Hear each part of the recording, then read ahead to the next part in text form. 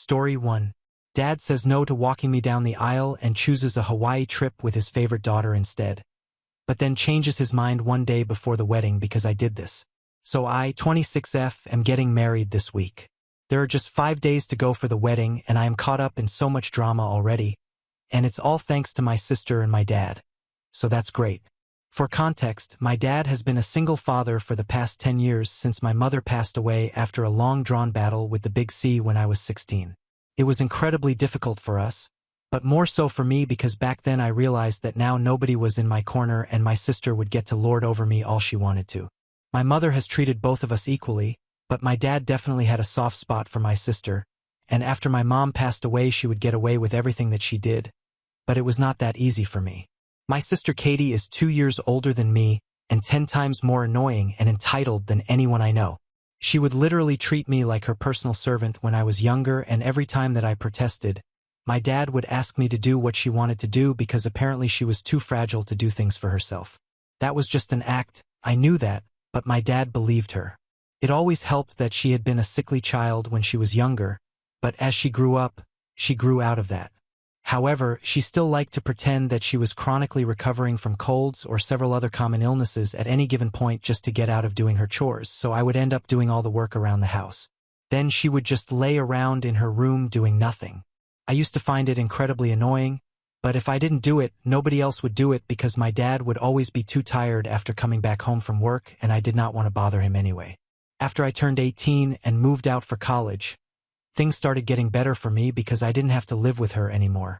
We did not have any contact after college since I didn't like her, and we never really got along.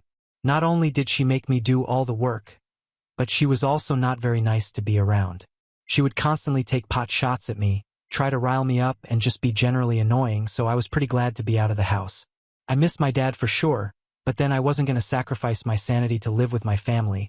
And I know a lot of people are going to find it weird that I used to actually get along with my dad in spite of the fact that he was blatantly biased towards my sister, but I can't help it.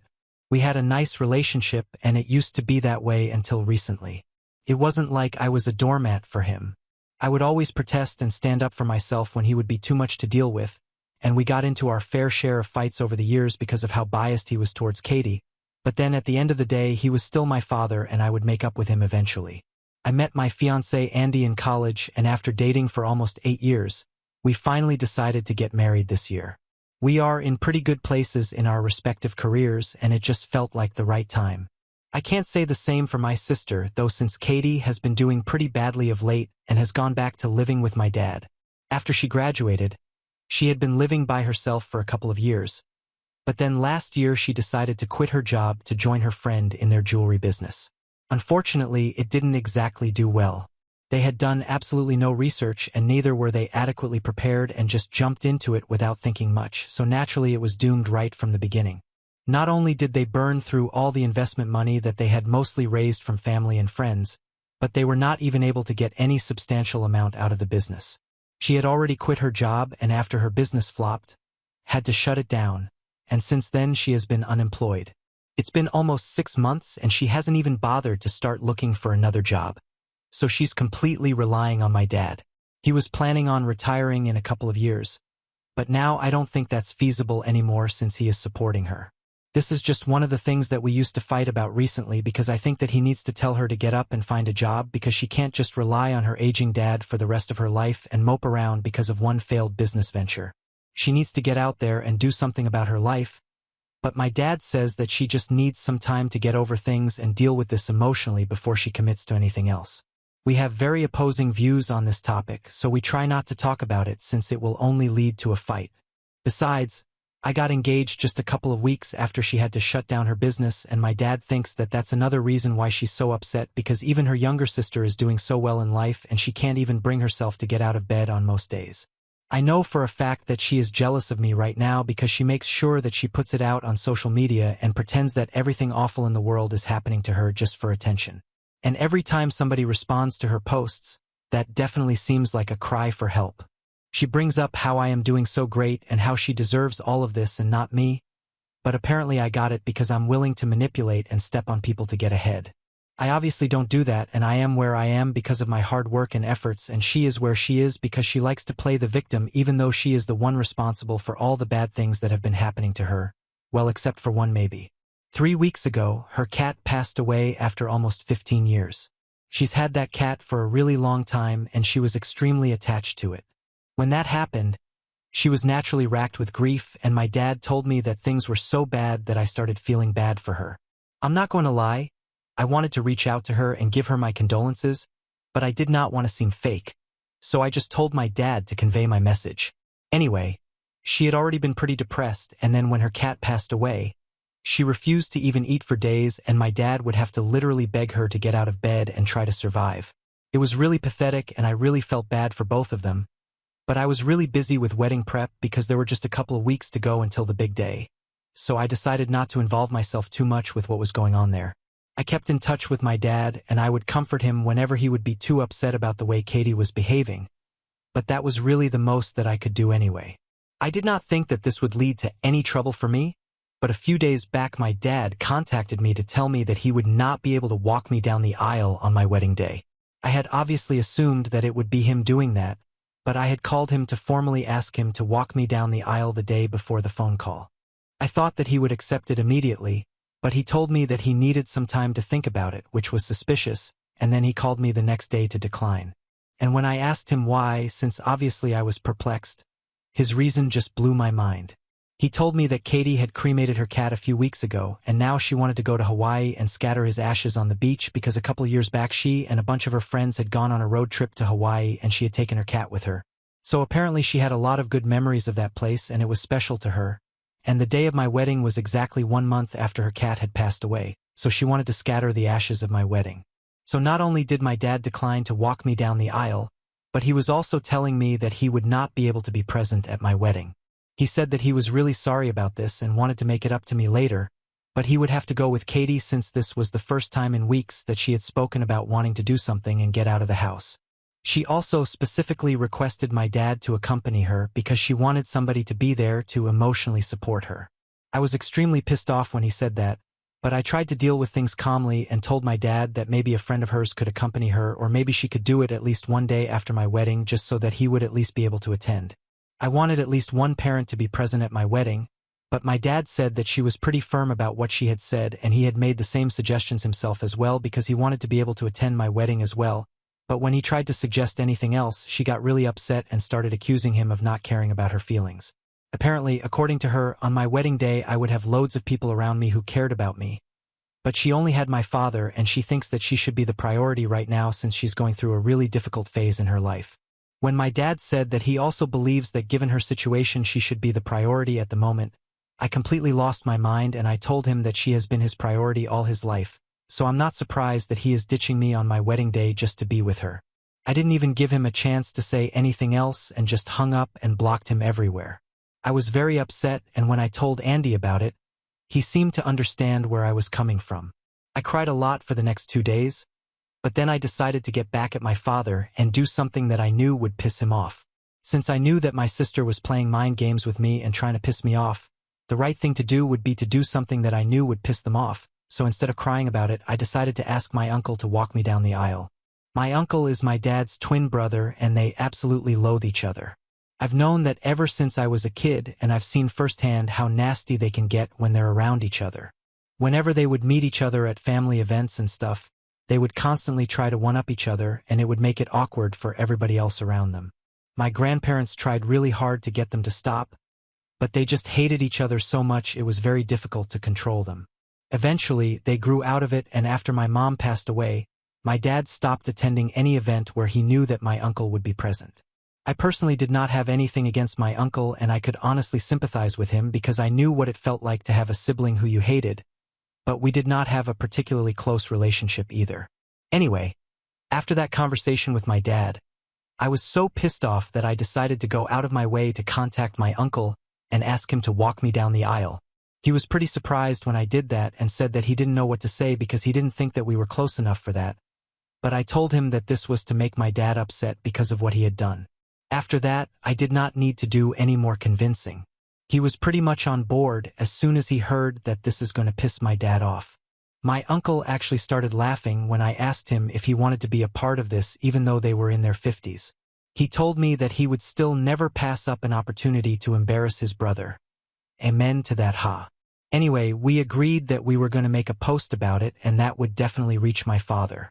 So that very evening I posted about how I was so grateful to my uncle for agreeing to walk me down the aisle, and within hours I received a phone call from my father. I had unblocked him for that purpose, and as soon as he reached out to me, he told me that he was very upset that I had even considered talking to my uncle and was replacing him with that guy of all people. He told me that he would convince Katie to delay the scattering of the ashes, but now all I had to do was agree to let him walk me down the aisle because it would be very embarrassing and insulting for him to have my uncle walk me down when he was still well and alive. I told him that he had a chance and he blew it over Katie, and now I was giving him a taste of his own medicine. He got really upset and said that I was being petty and immature, and I agreed.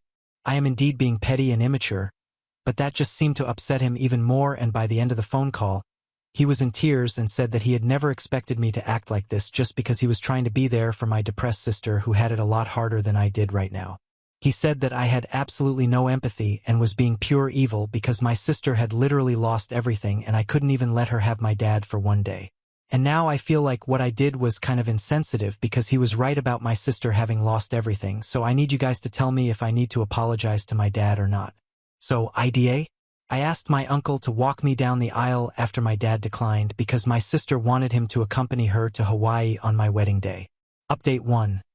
2 days to go for the wedding, and you know what? I'm just going to walk down the aisle by myself instead of putting myself through all of this hassle. I think it's more appropriate for me to just walk the aisle on my own since in the long run I have realized that I'm going to be on my own. I spoke to my uncle, and since we already got the reaction that we wanted from my dad, he said that he was fine with it. He's just going to be a guest now like he was supposed to be earlier. He did not mind it anyway since he had been skeptical about walking me down initially too. I also spoke to my father, but I did not speak to him on a phone call because that would lead to another confrontational conversation, so I just left him a message and said that if he wanted to attend the wedding, he was free to do so, but he did not need to walk me down the aisle. I also told him that if he did not want to attend the wedding and wanted to go to Hawaii with Katie, he was free to do that as well. But then I was sorry to say that I would have to cut him off for the rest of my life because he has had enough chances to prove to me that he is going to treat me like a priority when it really comes down to it, but has failed to do that every single time, and now I just don't want to tolerate this kind of disrespect anymore. I want to get married, and I want to be happy when I'm getting married. I have worried enough about what he's going to think about how other people are going to feel about my decisions, and it's been a colossal waste of my time since he has never bothered to care about how I would feel about certain things. If he had, he never would have dropped that bomb on me with just a couple of days to go for my wedding, and if he cared, he would have apologized to me after I sent that message to him, but he hasn't even bothered to reply to me. I've spoken to Andy as well about this, and he thinks it's the right call to make since there are just a few days to go for the wedding and we still haven't been able to sort things out with my father yet. At this point, I don't even think I have any other option.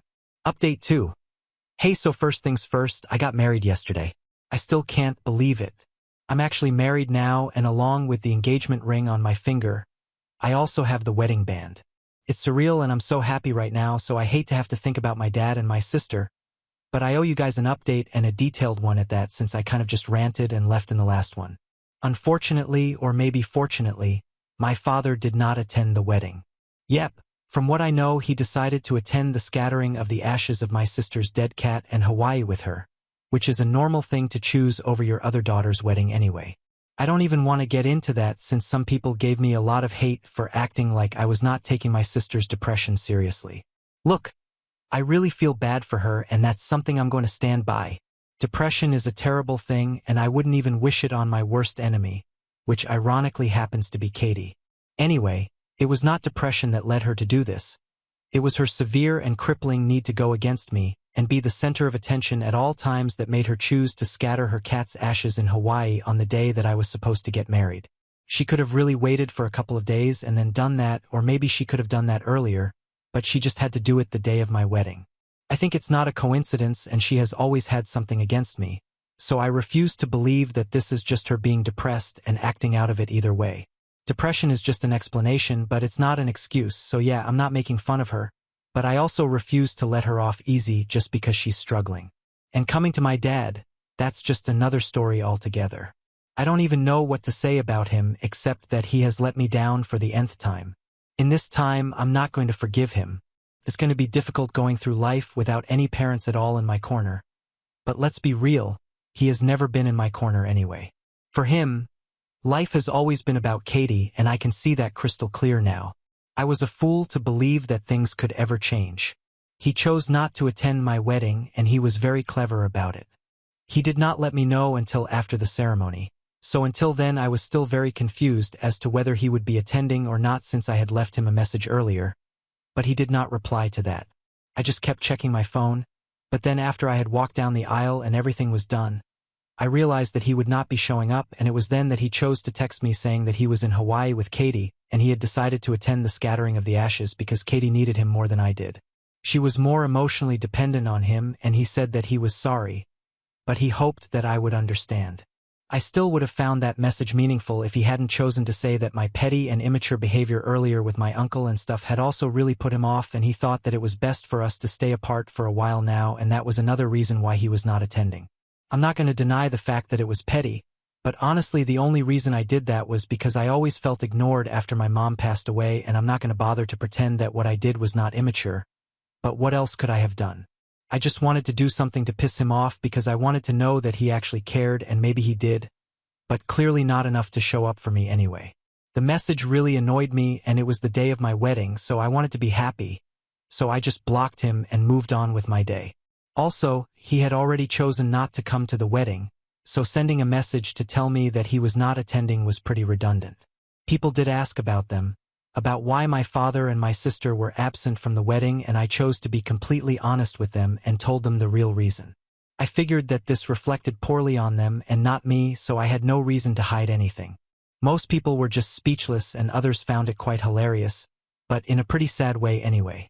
I think pretty much the entire family knows now that my dad skipped my wedding to go to Hawaii with Katie to scatter the ashes of her cat. He couldn't even spare one single day for me, and that is his biggest failure as a father, I think. But I still had a pretty fun time, and nothing can change that. My wedding day is still going to be the best day of my life so far. I know I get to spend the rest of my life with the man that I love the most, and I've made up my mind that he's going to be my only family from now onwards. Update 3. Hey, so it's been a week since my wedding. Still feels great to say that. Anyway, Andy and I are supposed to go on our honeymoon in a couple of days, but obviously my dad and Katie just cannot stand to see me happy. So they decided that this is the perfect time to confront me about what I had been telling people at the wedding about why they were not present there. 3 days back, Katie texted me. I hadn't blocked her, I had just blocked my father, but after reading her text, I felt like blocking her as well because it was just so annoying that she felt like she had higher moral ground here. Just for the record, the only reason I haven't blocked her yet is because in case something happens to my father, I want to be able to know about it, and I know that in spite of our differences, I'm sure that she is still going to inform me in case of an accident or illness or whatever. Anyway, that's literally the only reason why I have still given her access to me.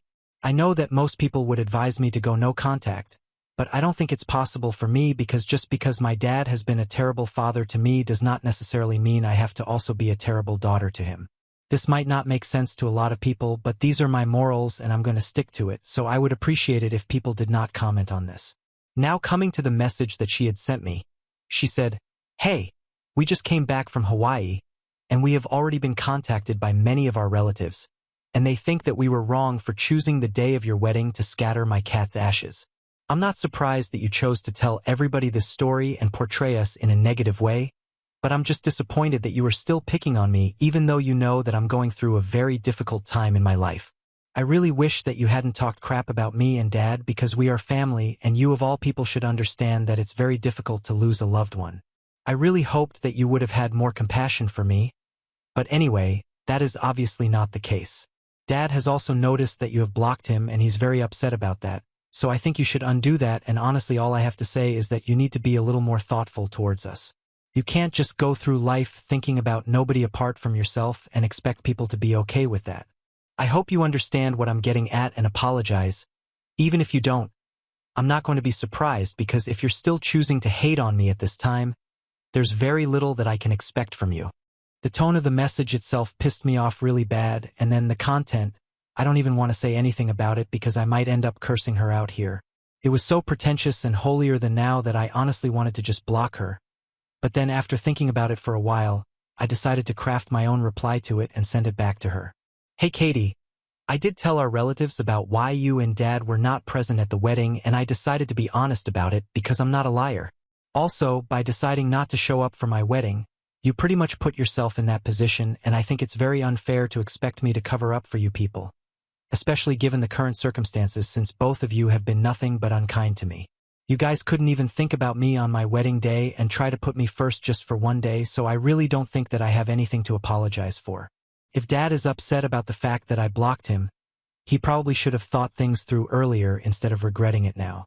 I've already made up my mind and I don't want any contact with either of you two, so I would really appreciate it if you did not contact me after this unless it's an emergency.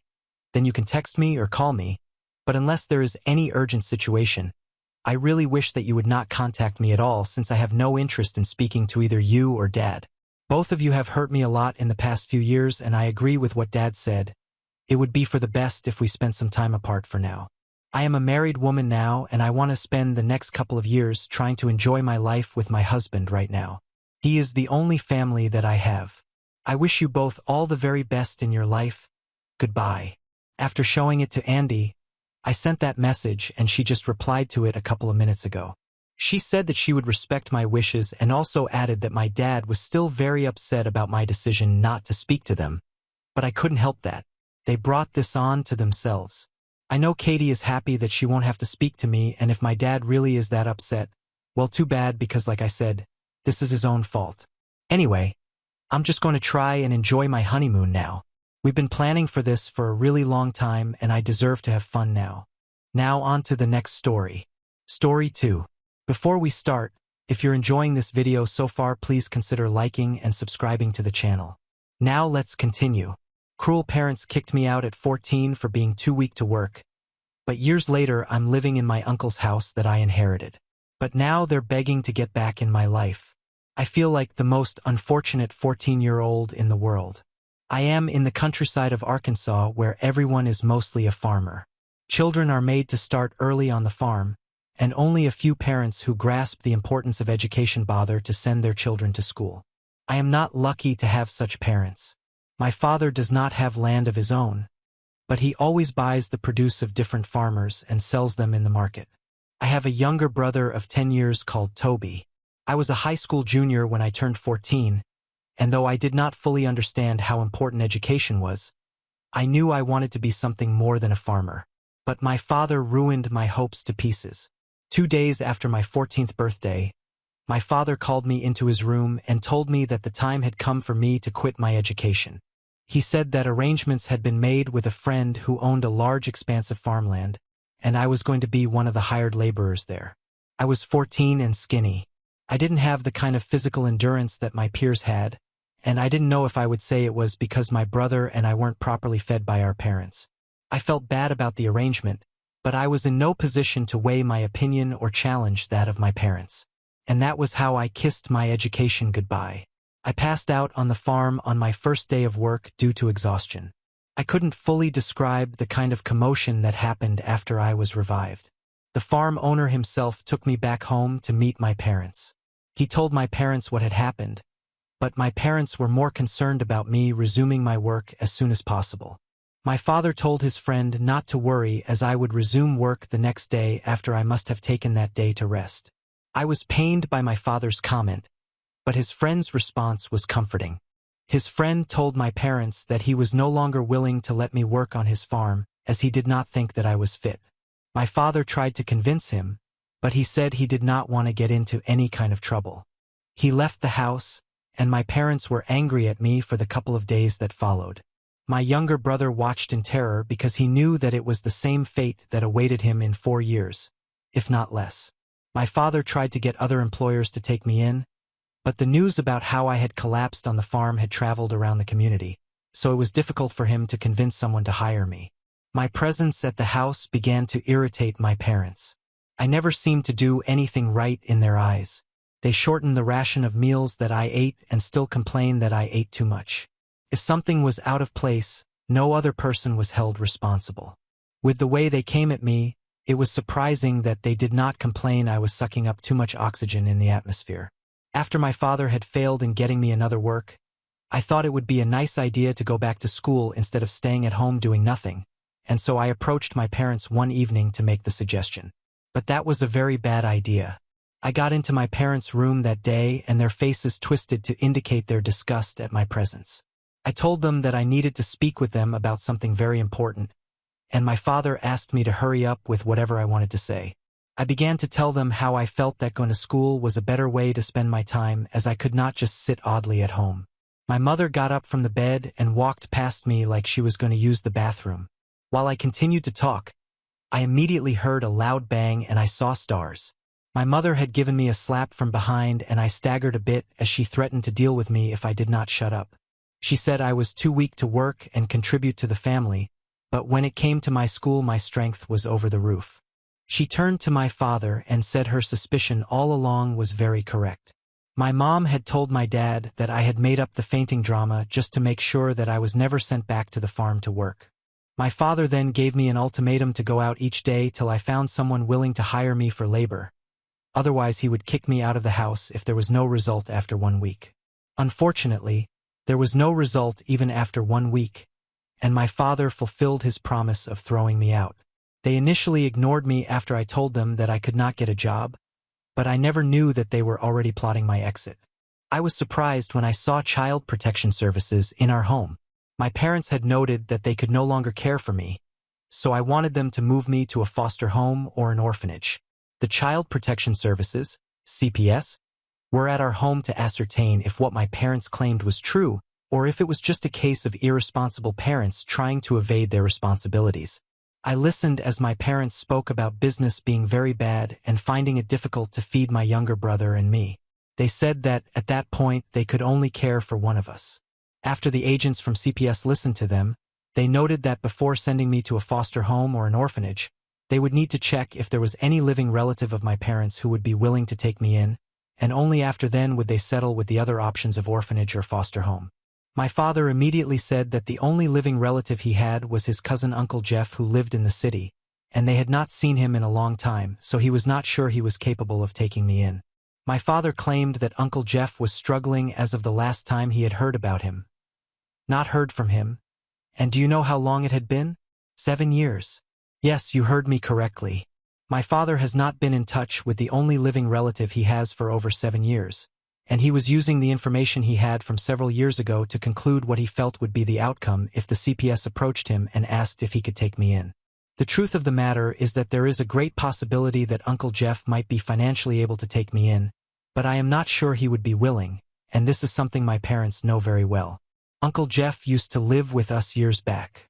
He had gone through college against the advice of my father, who up till now still sees academics as a waste of time and resources.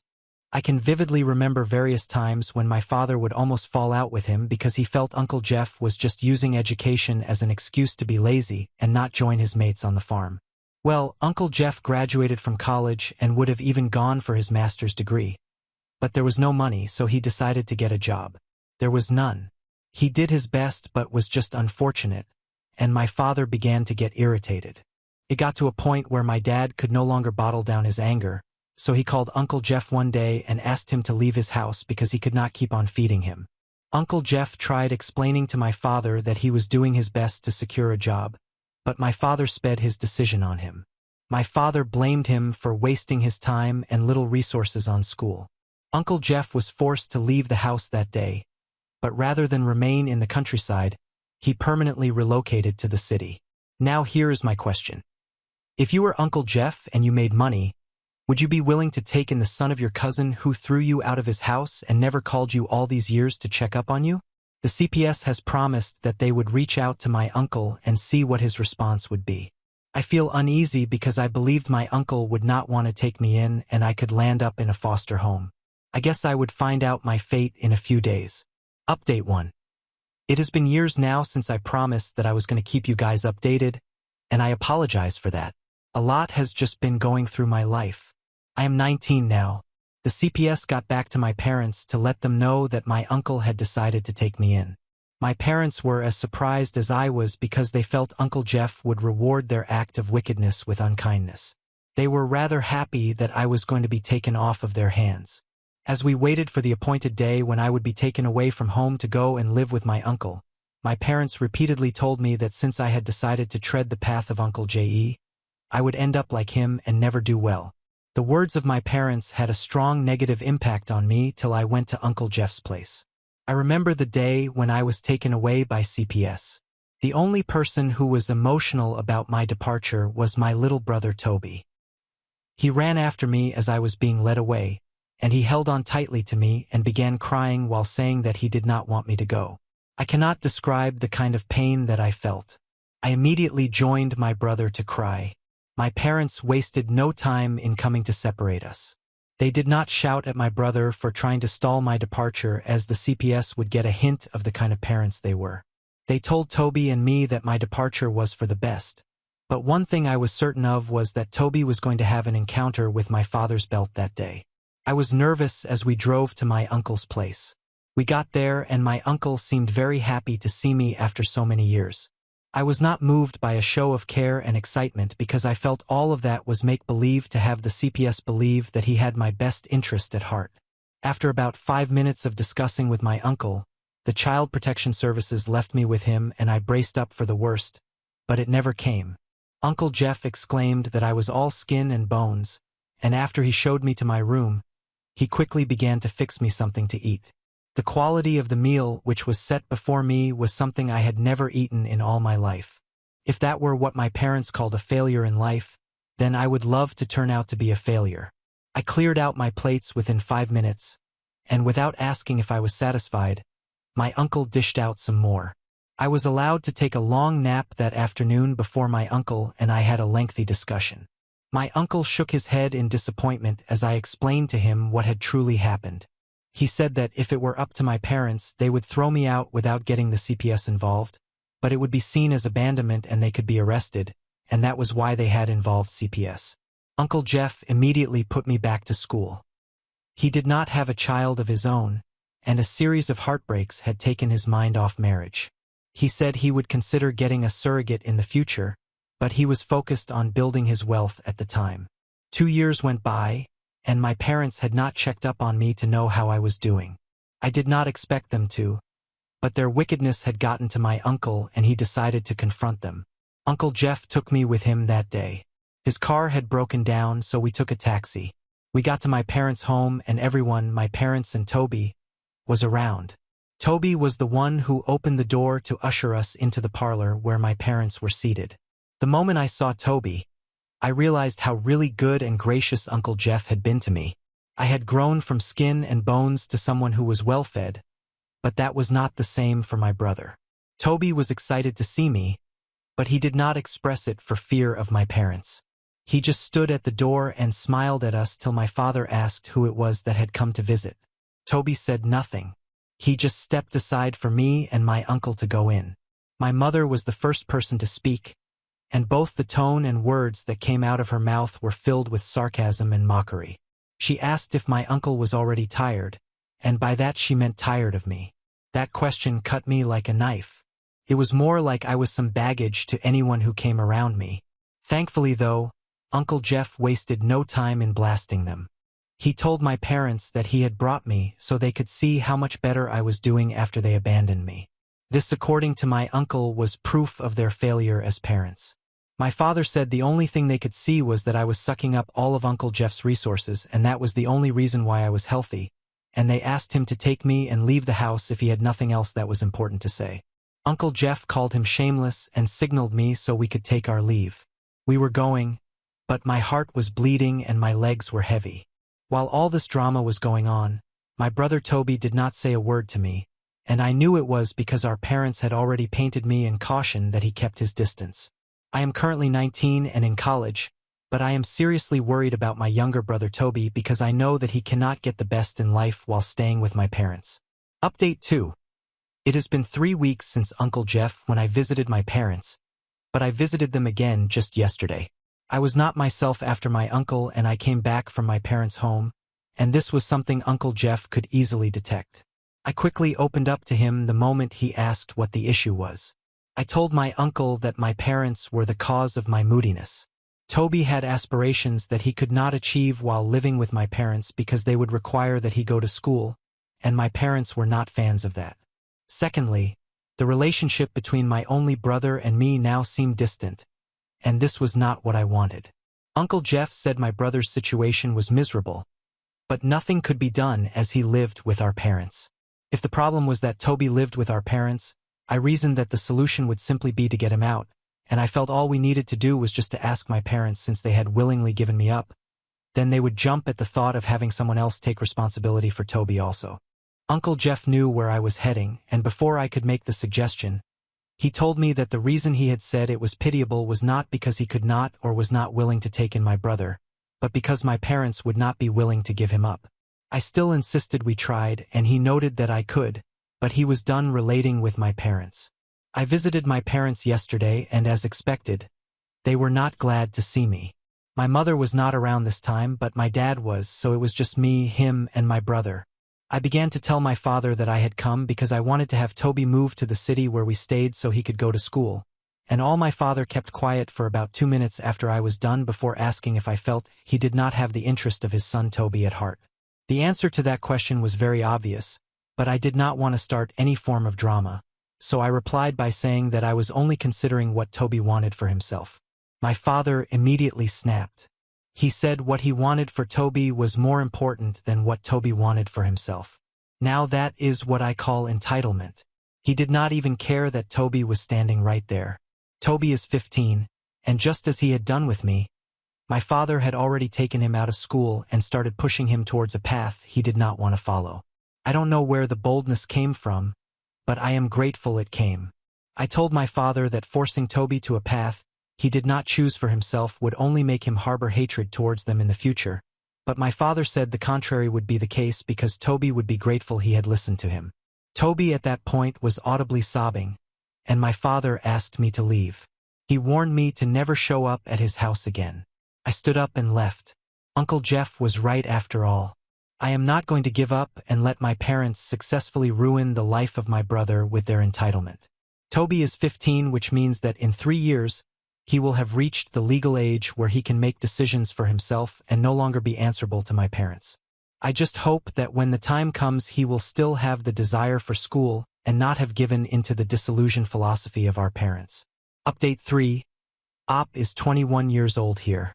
I am now what most people would call a big boy when they judge from a financial standpoint, but my heart is currently heavy even as I type this. I know you might be wondering how I did it, especially since it has just been 2 years since made my previous post. Well, 2 years is enough time for situations to turn around for an individual, is it not? I am just kidding though. The fact that I am now worth a little over $500,000 is no effort of mine. My uncle and I lived quietly after I had concluded that I did not have parents, but I began to notice something with Uncle Jeff. His health was declining. I was concerned Con aired about it, so I asked him, but he said there was nothing to worry about. I found happiness in his words of encouragement till one time when he called me and initiated a discussion about how to always find strength in life even when one feels alone. It seemed awkward, but I tried not to read much meaning into it. Uncle Jeff asked what I would do if I had all the wealth that he had amassed to myself, and I began to talk about how I would open up a scholarship fund for children in my countryside who, like me, desired to go to school but did not have parents wealthy enough to send them there. I was still talking when my uncle began to cough. I sympathized with him, but I immediately ran to get him a glass of water the moment I saw that the cough was persistent. I was back with a glass of water in no time, and as he stretched out his hand to take it, I discovered it was covered in blood. This was way more serious than I thought. After the situation seemed under control, I encouraged my uncle that we went to the hospital right away, but he was rather calm about the whole thing. That was when he told me that he had stage 4 lung cancer. According to him, he had been undergoing some treatment before then, but the thing only grew worse. I felt really bad, but the greater blow came when he told me that the doctors had given him a few months to live. I did not know what to do. I could give whatever was demanded of me then just to save my uncle's life. I could not bear the thought of him dying, so I began to suggest that he tried other well-known medical centers around the world, but he told me that he had been to quite a number of them and they all had the same diagnosis. I lived in torment every single day from then on because each day was a reminder that I had limited time to spend with someone who meant the world to me. As the days rolled by, my uncle had to be admitted to the hospital where he began to put his things in order. I informed Uncle Jeff about my desire to call my parents and let them know of the devil, but he asked me not to do it. He said they had turned their backs on him all of his life, and so he did not need them as his life was drawing to a close. Uncle Jeff then informed me that I was going to be the sole owner of all that he owned. I thought it was just the beautiful house that he had built in a modest amount of money in his account, but I was mistaken. Uncle Jeff said he was well worth over $500,000 and it would all be mine. It did not matter though. I was too heartbroken to care. I disobeyed what you would call my uncle's dying wish by reaching out to my parents. I just had to.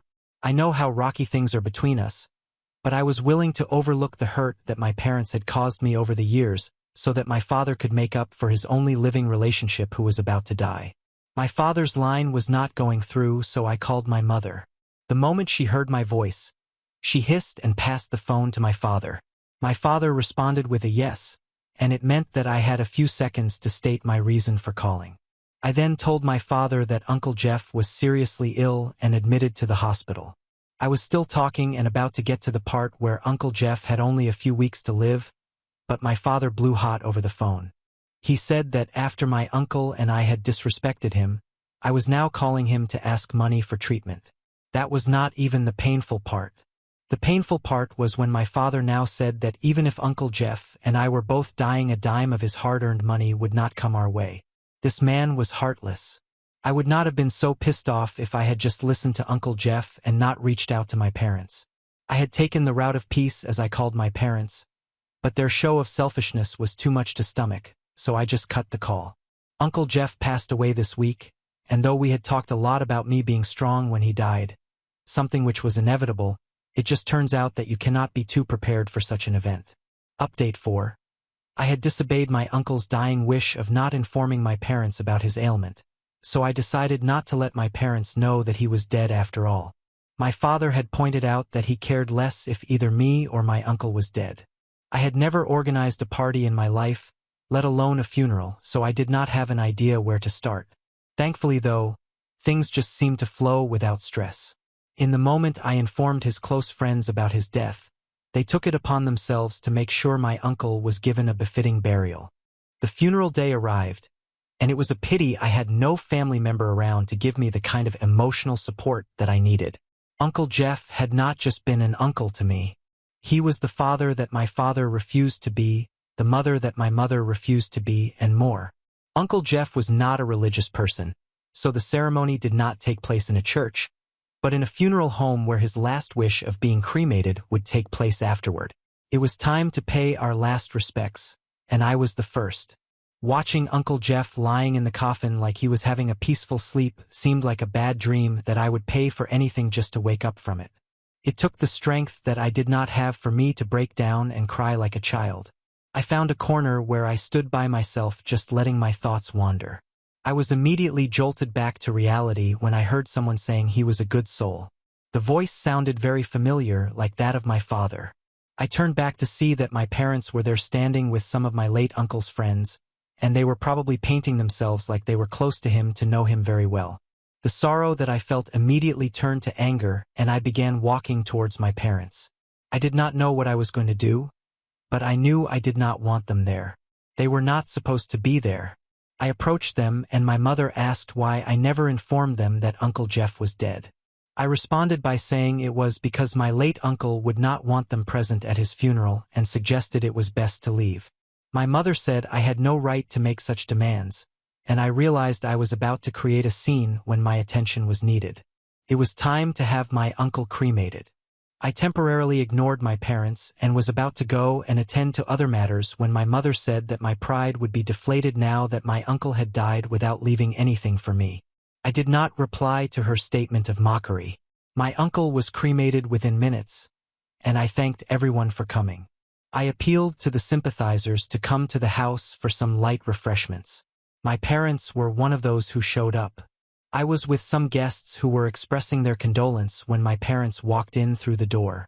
They were surprised because they never expected that my late uncle could build such a house. My parents walked up to me and asked if it was truly the house my uncle had built. I stood up from the sofa where Elle sat with some guests, looked at my parents and gave an unexpected reply. I told them that my uncle had indeed built the house, but it was now mine. My mother asked if I truly meant what I had said. I said yes and even noted that Uncle Jeff had left me $500,000 in my account. Their jaws dropped, but while they were still looking for the words to say, asked them to get their asses out of my house. Everyone was surprised. My father said they were still my parents and I could not disrespect them that way, but I called the security to push them out. I emphasized the pushing part, and I am sure Uncle Jeff would be smiling if he could see my parents were shamefully thrown out of the house and apologized to the guest for the little chaos. I assured them that it was what my uncle would have wanted. I would be changing my name soon enough. Kobe is currently 17, which means by next year I will attempt to convince him to come to live with me so my parents can spend the rest of their lives alone. Thank you all for supporting me throughout and listening to me. Now on to the next story. Story 3. Narcissistic sister kicked my daughter and me out of our parents' house. Now our parents are losing their home and begging for my help, but still refuse to hold my sister accountable. I'm 33F, single mom of a 5-year-old daughter. I have been separated from my husband after my delivery because he cheated on me during pregnancy in the postpartum period. That's another story we'll share that in some later post. So I kicked him out of my life and moved in with my parents. 2 days back, I came back from work to find my younger sister, Eva, 29F, sitting with her heavily pregnant belly. She had moved to Croatia with her husband after their marriage. I was happy because she had been nothing but evil to me. She never liked me. There was no particular reason for her hatred, but she considered herself superior to me. She would manipulate our parents against me, and being the younger one, she would get away with her nuisance. Though she's younger than me, she is big and strong, while I'm petite and lean. If she grabbed my wrist, there was no way I would be able to free myself. Anyone who would see us can tell that I can never fight her physically. Yet my parents never believed me when I complained that she had beaten me. They would say, "She's your small sister, how could she beat you?" So I remained distant from her. I even avoided talking to her unless it was absolutely necessary. Luckily, I got the chance to move out for high school, and it was such a relief. Now that monster is back in my life. Seeing her pregnant, I thought she was here for her postpartum period. I asked Mom how long she was going to stay. Eva heard me and shouted right from the living room, "I'm here to stay. Do you have a problem with that?" God, she hasn't changed a bit. She's still that narcissistic self. Mom told me that Eva's husband has got a transfer back to the States. He has got an accommodation from the company, but since Eva is pregnant, they think living with our parents is best for her. They can take care of her during pregnancy and after childbirth. I asked Mom if she had time to take care of her child. She meekly replied, "Yeah, I have too. Eva is still so young. How could she raise her child alone? She needs help." I was lost for words. Like, really? Eva is 29 and she can't raise her child on her own? I was 27 when I delivered a baby.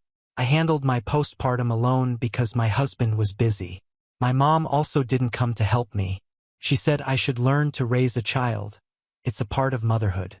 Now, when her golden child is pregnant, she's ready to become a nanny for her. Such a hypocrite. Their favoritism has always been evident. That's the reason I have always kept my distance. When I got separated from my husband, I rented a house and didn't come to live with my parents, but Dad insisted I live with them. He said their house is too big for 2 of them, and besides, they would be here to watch over my daughter when I go out for work, or so he said.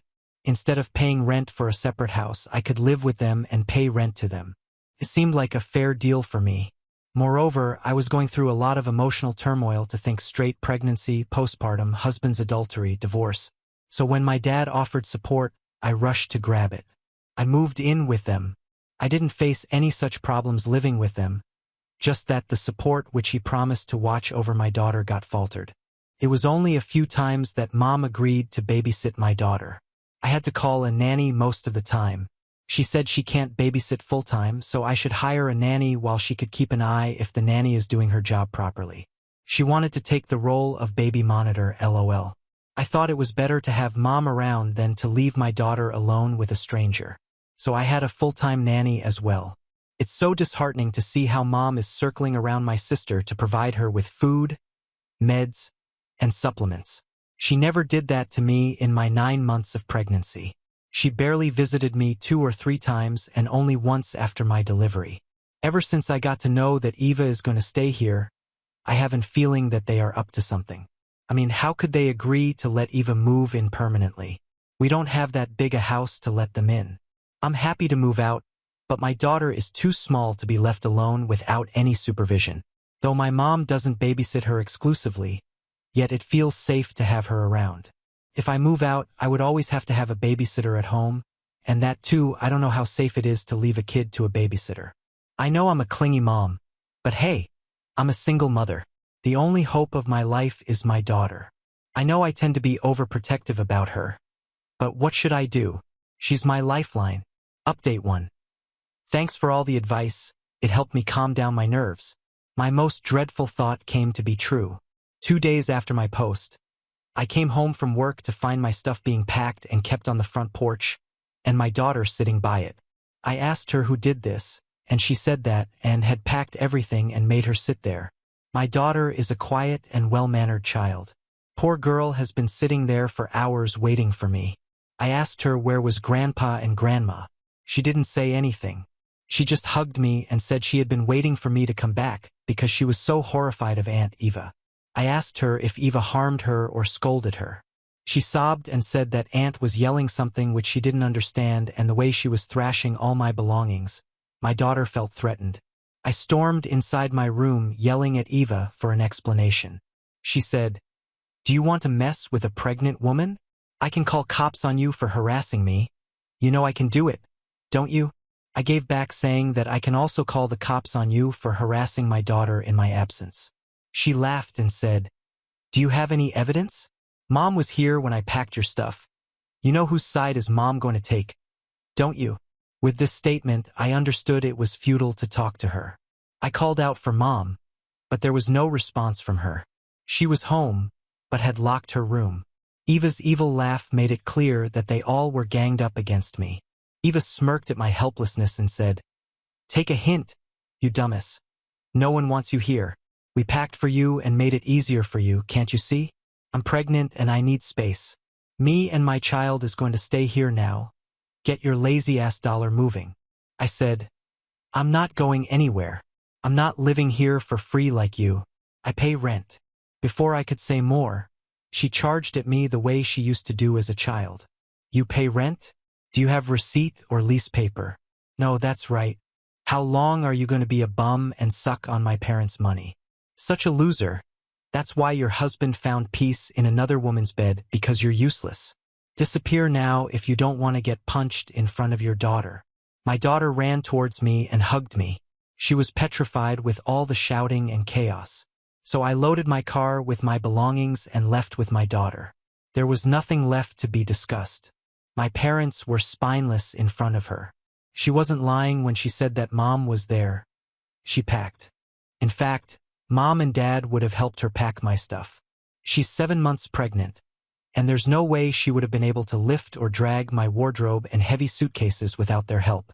They all are in this together. Her husband has a decent job and they can easily afford to have their separate house. Still, she came behind me and chased me out. She is adamant to make my life miserable. She let her husband live alone at his company's flat while she's here busy troubling me. I don't know what wrong I did to her. She treats me in this way, and even my parents do not speak a word against her. I checked in at a hotel for a week and searched for a place to live. It was very difficult to manage work and house hunting. Finding a house in a week's time is so impossible. One of my colleagues was looking for a flatmate. I requested her to let me in. No one wants a flatmate with a baby, but I assured her that my daughter won't disturb her, and I would move out as soon as I find a place. She was kind to let me in. I have been living with her for 2 weeks now. I have found a place within my means and within the circumference of my workplace and my daughter's daycare. but the existing tenant would take another month to vacate. I have made the bookings already, just waiting for it to get vacated. It's almost 3 weeks since I have moved out, or rather kicked out of the house. My daughter still trembles with fear that Aunt Eva would come hunting for us and harm us. My poor little girl is not able to describe what exactly Eva had done to her, but she sobs that Aunt was just yelling at her and staring at her with wide eyes and threatening to hit her if she cried. She still sobs and wets her bed fearing Eva. I don't know how can I make her forget that incident. I feel so helpless to see her getting sad remembering about that day. I still can't fathom how unsafe my daughter would have felt that day. She was traumatized in my absence. Dad is about to be a mother, yet she has no empathy for a child. I'm never going to forgive her, and if I get any opportunity to take my revenge, I'm going to crush her. Update 2. So I was looking for an opportunity and I got one. Like I mentioned, I was paying the rent for living at my parents' house. Over the last 1 year, Dad asked me to pay $5,000 extra on top of the rent which he would return to me later. I agreed to help him out. I didn't know he was using my rent money and that extra $5,000 to pay the mortgage. Now that I have moved out, I didn't pay the rent in that extra amount.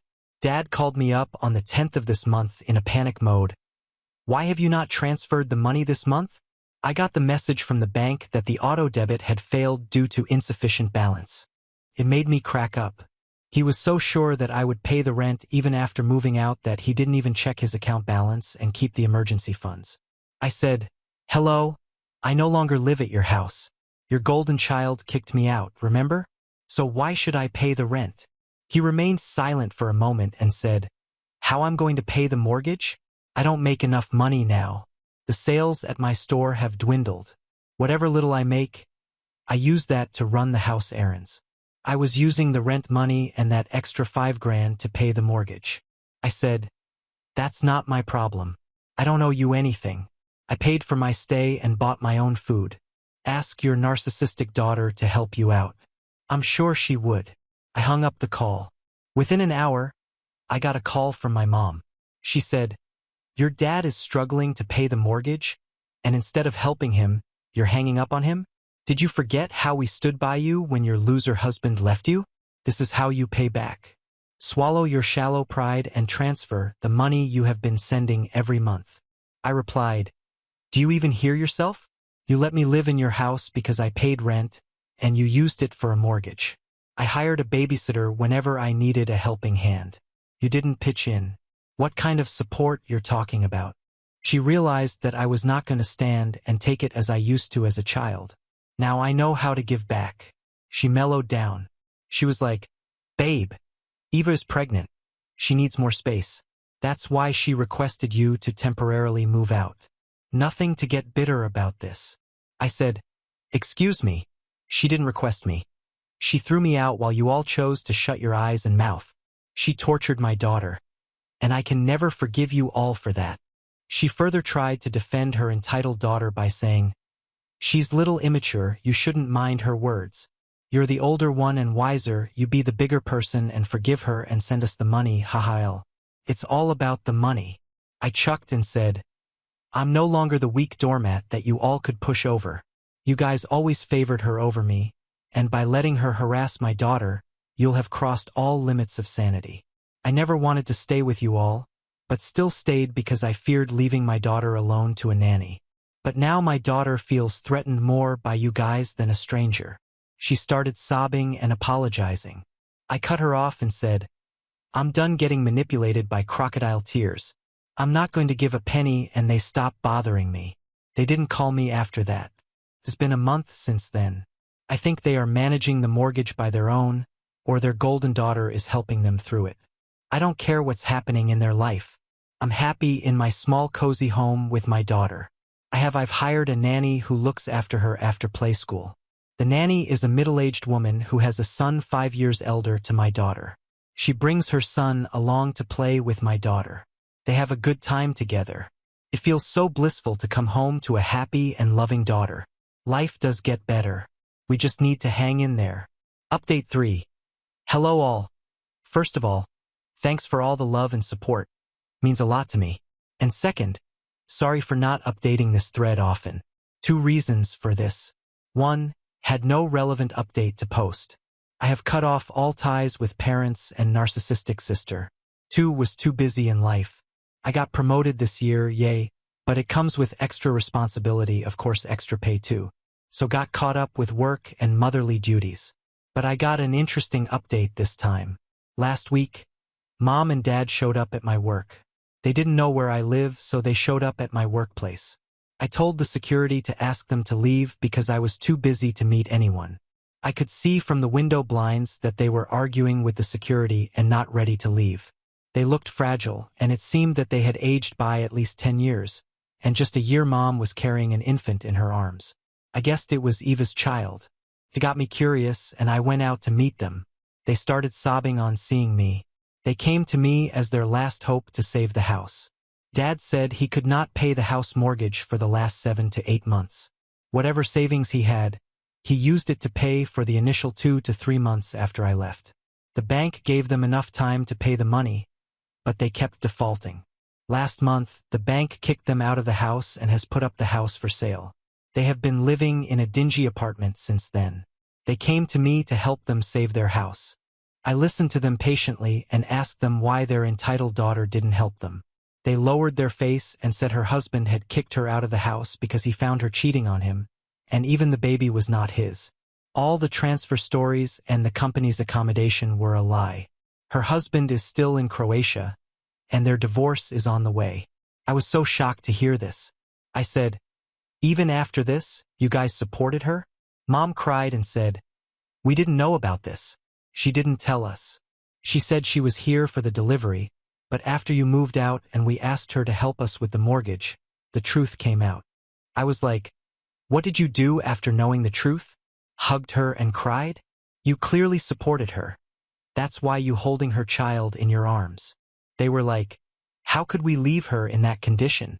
She had nowhere to go. We dried up all our savings to pay for her medical bills." Their condition indeed seemed very pathetic. I remained silent, thinking what to do. Without thinking anything, I asked, "Where was Eva?" "At work." Mom was murmuring something, but Dad gave her a look and said, "She's at home. She refuses to go to work." Mom interrupted him and said, "How could she leave such a small baby and go to work?" I laughed and said, "Really, Mom? You're still supporting her? Her baby must be 7 to 8 months old. Women all over the world go back to work leaving their 6-month-old babies at home, and Eva is no different, and given the condition she is in, she should have taken a job much earlier." They further pleaded with me for help. I said, "I didn't have that much money to save their house." Dad said that if I could pay for the defaulted months, he could request the manager to stop the sale of the house, and we could continue the remaining payments in monthly Amy. I said, "I don't have that much money. I've used up my savings to pay the deposit of my house lease and for the admission of my daughter into elementary school." My mom made faces at my answer. I said, "Mom, instead of making faces, try and understand that I'm a single mom taking care of myself and my daughter all by myself." After they left, I was feeling very low. My manager asked me about it. She saw me missing at my desk for over an hour. I discussed the matter with her, and she gave me an idea. I called up Dad and said I was ready to pay the piled-up mortgage and also the remaining ones, but he needs to transfer the house to my name. My manager suggested that I buy that house with my promotion and raise. I should be able to afford the mortgage since I have already helped them with the mortgage for so many years, and now helping them save the house, it should be a fair deal for them. In return, I would let them live in that house, but without their low-life daughter. Dad remained silent and said he would discuss that with Mom and let me know. I said, "Take your time. Not sure if you guys have enough." It's been a week since then, but they have not called me. It is an answer that they don't agree with my proposal. They are okay with seeing their house getting sold off and living in a shady apartment, but not letting go of their golden child and live comfortably. Good for them. They made their choices and now they'll have to live by it. Today, while driving back from work, I thought of driving by my parents' house to see if the sale board is up, but then I brushed off the thought. I decided to cut them off my life a year ago and would continue to do so. I don't want them back in my life. I'm happy and content living with my daughter and seeing her grow and achieve new milestones. She's now in elementary school, and I couldn't be more proud. Now on to the next story. Story 4. Caught my wife having an affair with our friend during a couple's beach trip. Thanks to our prenup, I left her with nothing. I, 40 male, and my wife, 32 female, had just moved into a new neighborhood, and we didn't know anybody there. Thankfully, through our children, we were able to meet some cool couples that we could hang out with. One of those couples, let's call them Larry and Pam, was especially cool to us. We had a lot of the same interests, and they lived this sort of jet-setting lifestyle even though they had kids. It was something that my wife and I thought was impossible before we met them. The four of us hit it off and we spent a lot of time together. It helped that our children were close too. It worked out very well when we wanted to go out and have double dates. We could travel and we had them to talk to about things going on with our kids. After a few months of knowing them, I started to notice that Larry was a little flirty. I joked about it one time when he was flirting with my wife, just telling him to back off because she's taken. Pam shrugged her shoulders and assured me that he was just a flirt and didn't mean anything by it. I was confident in my relationship, and I wasn't worried about a little flirting. I've always been under the impression that it was harmless as long as it didn't evolve into anything else. But the flirting continued. It happened often enough that I was starting to get a little uncomfortable with it. My wife was gorgeous, this isn't saying that Pam wasn't, but Larry would have been crazy not to want my wife. But I wasn't sure if he was respecting our boundaries. Pam and Larry sent their kids to a summer camp every year, and they were able to convince my wife and I to send our kids to the same one. The idea behind it was if the kids were all away for 2 weeks, we could take a grown-up vacation without them. It honestly sounded great. My wife and I were looking forward to going away with them. We thought that it would be a great opportunity to take time for ourselves and almost have a second honeymoon of sorts. In the weeks leading up to our departure, my wife had been growing a little bit distant. I kind of chalked it up to thinking that she was going to miss our kids while we were gone. 2 weeks away from them was more than we'd ever spent apart, and I knew it would be hard for her. But I noticed that she was making secret phone calls and texting people very privately. I was a little curious about what was happening. The day of the departure came, and we joined Pam and Larry at AV Vacation Rental. We all went on together. It was right on the beach. There was a jacuzzi tub on the porch. There was a large smoker grill, and we had high-end luxurious accommodations. It was heavenly. The first night that we were there, we bought some beer and wine, and we all sat outside after a man the grill and got a little drunk. I noticed that my wife and Larry were once again very flirty. I was in high spirits, so I once again laughed it off. I went to bed, and when I woke up the next morning, my wife was not there. When I got up and moved around the house, I saw that she was out by the water in her bathing suit and going for a swim. That would have been fine had Larry not been there with her. He was shirtless in his swimming trunks, standing very close to her. He was clearly looking her over in her bathing suit, and my wife made no effort to divert his gaze right away. I walked out and joined them. They both welcomed me as if nothing was going on, which made me feel a little better. I still didn't like Larry ogling my wife, so I practically dragged him back to the house. Later that night, all of us went out dancing. Again, we had some drinks, and we were getting tipsy on the dance floor. I noticed that Larry was gravitating toward my wife. At this point, I was moving past the laughing it off phase. He was constantly around my wife, and it was rubbing me the wrong way. What was even more infuriating about it was that my wife was letting it happen. He would go over to her and put his hands on her waist, and she would lean into him. Did she think it was me? Was she that drunk? I waited until the following morning to ask my wife about it. She laughed it off and told me that I had nothing to worry about. She apparently didn't even remember dancing with Larry. On the third and final day of our vacation hit the fan. We were supposed to stay at the vacation rental for 6 days, but I ended up having to leave early because I walked in on Larry with my wife. We had gone the entire day without any issues aside from me catching glimpses of Larry looking at my wife and her bikini. I was happy with what my wife had told me, and I wasn't going to worry about it. But of course, as soon as you let your guard down, you realized that you were right all along. We wanted to throw some stuff on the grill, so I was out back doing that. Pam was with me and helping to skew some chicken and vegetables. I hadn't even noticed that my wife and Larry were missing. I ran inside to grab some more meat from the fridge, and I heard some shuffling from the laundry room. I paused and listened carefully to what it was. I could hear what was clearly two people trying to be quiet while having sex. I opened the door right away and saw my wife pinned against the wall with Larry in front of her. They were in the middle of having sex. They were so into it that they almost didn't even notice me walking in. Moments after I opened the door, Pam walked inside to grab some more vegetables and saw them too. She screamed at Larry, and he jumped backward, dropping my wife on the ground. Both of them looked at us like deer in headlights. They never thought we would catch them. I just walked away and went to pack my bags to leave. My wife chased me up to the room and tried to beg me not to leave and to forgive her. She said that he meant nothing, he had just been there at the right time. I had absolutely nothing to say to that. Was the laundry room the right time? It didn't make any sense, and I was done with it. I told her to get away from me, and she did. I noticed that her phone was on the nightstand in the bedroom charging, so I went through it just to see how long it had been going on. It had been going on for weeks. From what I could tell, it seems like she and Larry had been messaging each other about how excited they would be to go to the beach house. Larry told my wife that he was more excited to see her in a bathing suit than anything else. At first, my wife replied saying that it was inappropriate, but he then pursued it more. She ended up confessing to him that she had thought he was attractive, and she didn't mind a little secrecy in her life. They met up once before we all went to the beach house and had sex in our kitchen. I found Pam, and I told her about everything I learned through my wife's phone, and she was just as hurt as I was. She and I ended up leaving the beach house together and going back home. The entire drive back we were talking about how angry we were and how we wanted to ruin their lives. They didn't get to cheat on us and just be happy after.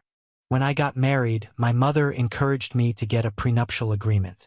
I wasn't the wealthiest person in the world, but I had received an inheritance before I met my wife, and I had a comfortable nest egg on top of that. I had a good job that paid me well and gave me good benefits. It was enough so my wife didn't have to work. Our agreement clearly stated that if we were to divorce, she would be given a percentage of my assets with the exception of if we divorced due to her infidelity or her betrayal of our marital vows. Because she cheated, I could leave her without fear of losing a penny. That was the best thing that I could think of to get her where it hurt.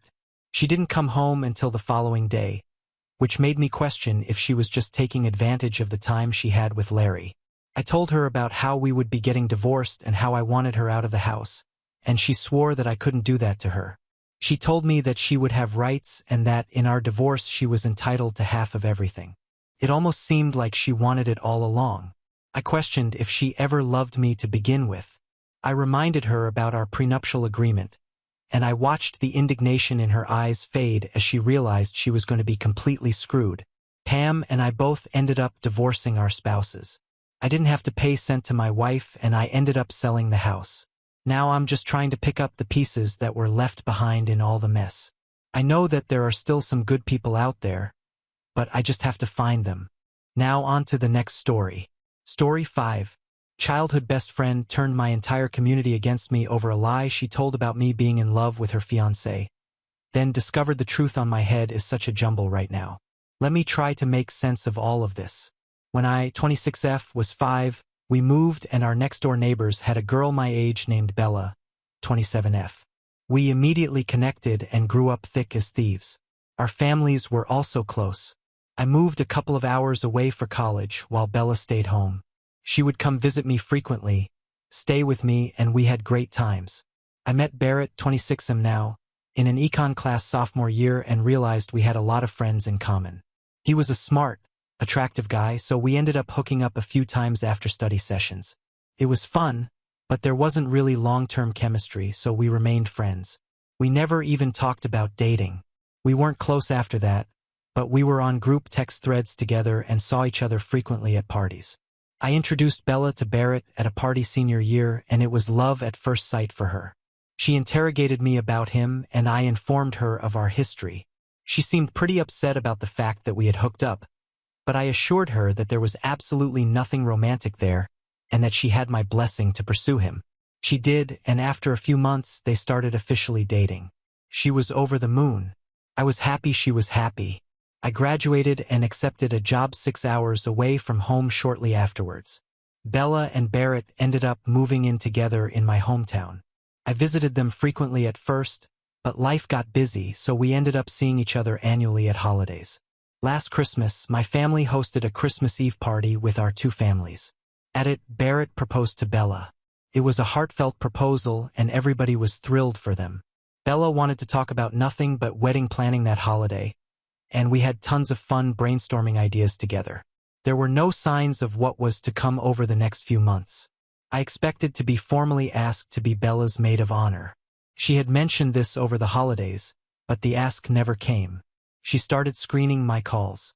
Finally, I received a save the date in the mail and still hadn't heard from her about whether I was in the wedding, so I got her on the phone and asked her.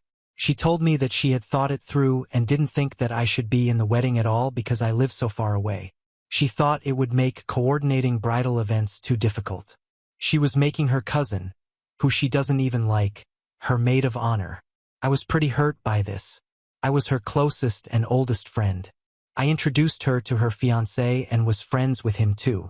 I told her that I could get the time off work, would buy plane tickets, whatever was required of me to participate, that I didn't think that it was going to be as challenging as she thought. She shrugged this off. Instead, she directed the conversation to whether I was going to be bringing someone to the wedding. I was a little confused by this question because I just had a bad breakup and she knew all about what went down. I told her that since I wasn't seeing anybody currently, I'd probably be attending solo. She told me that she would keep my +1 open until the last possible minute and encouraged me to try to find a date so I wouldn't be lonely. I thought this was a nice gesture, but reassured her that with my family present and tons of mutual friends from college in our hometown, that I would be fine. The next few months passed without much incident. I didn't hear a ton from Bella. I probably could have reached out more, but I was still stinging a bit from not being asked to be in her wedding party.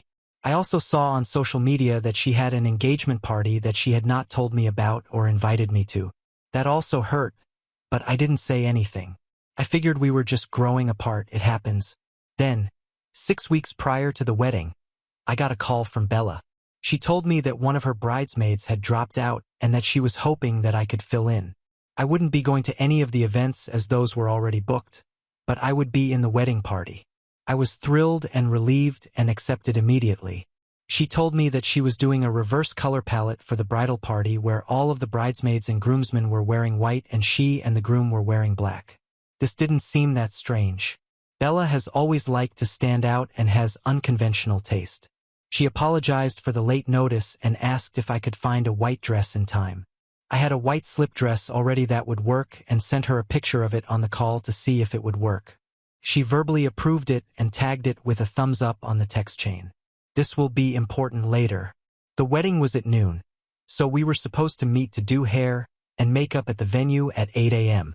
I left my parents' home early and arrived in sweats with my dress in a bag and greeted Bella and the other girls. We had fun drinking champagne and getting ready. About 2 hours prior to the ceremony, Bella told everybody to get our dresses on so we could do some pictures. I grabbed my bag and went into the bathroom to change and tweak my makeup. When I re-entered the room, every last bridesmaid was in a blue dress. I was the only one in white. My stomach dropped. My mind raced back to the conversation I had with Bella. She had said white, right? I hadn't misheard? No, I was certain she had called out the reverse color scheme.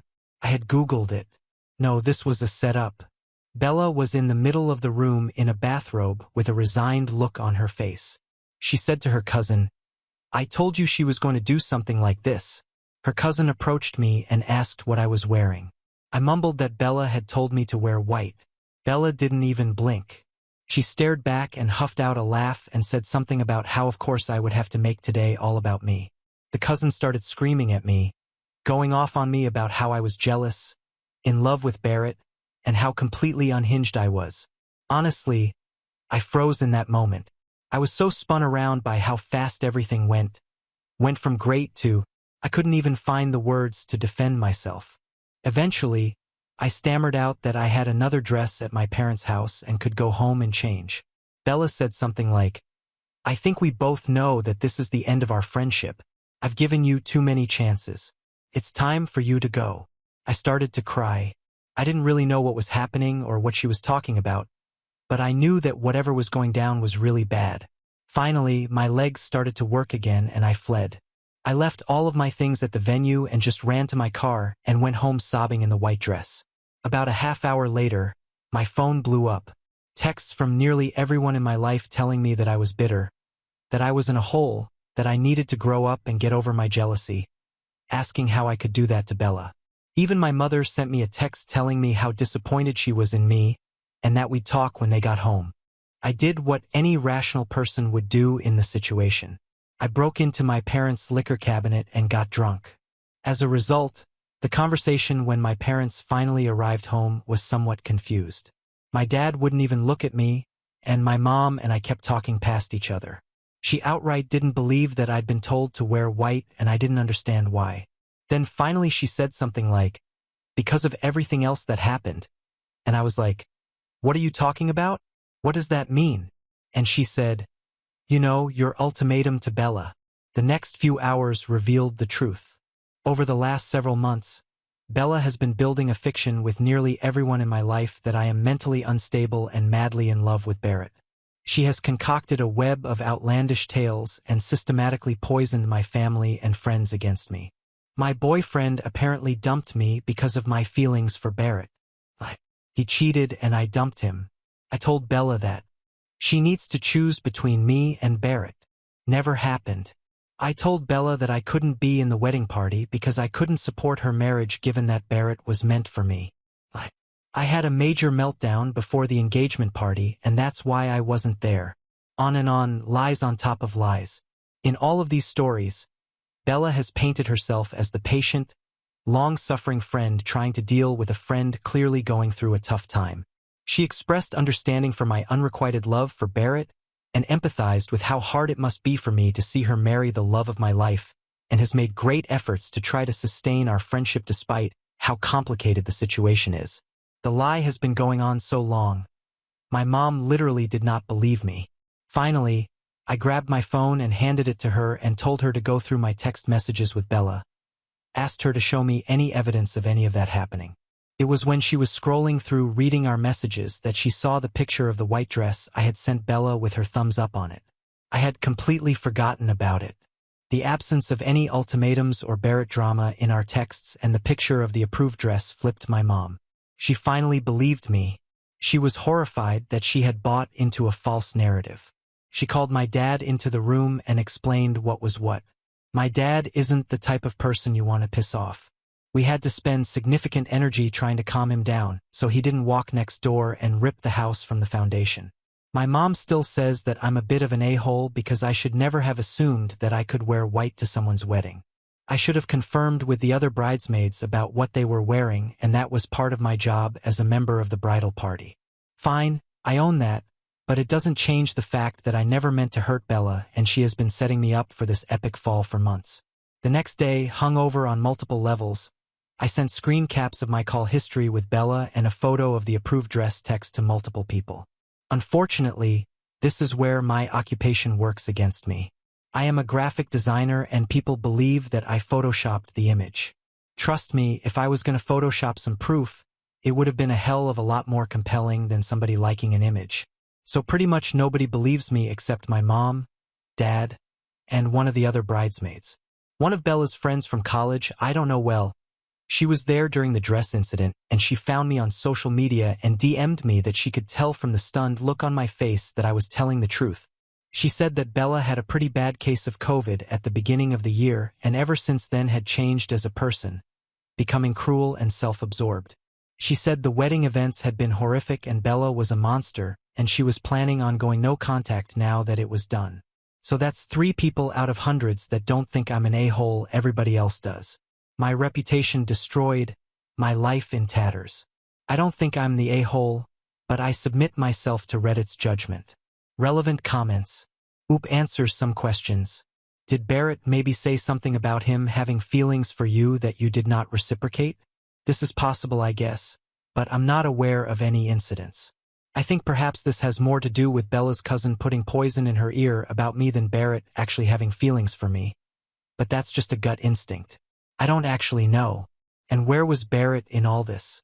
You said he was your friend, so it seems odd that he would watch his bride attempt to ruin your life for the fun of it. The first time I saw him after last Christmas was at the rehearsal the night before the wedding. I gave him a hug and congratulated him and expressed how excited he must be, and we talked about my drive up and how some of our mutual friends' flights have been canceled. It was entirely benign. Bella was talking to somebody else and I greeted her a bit later.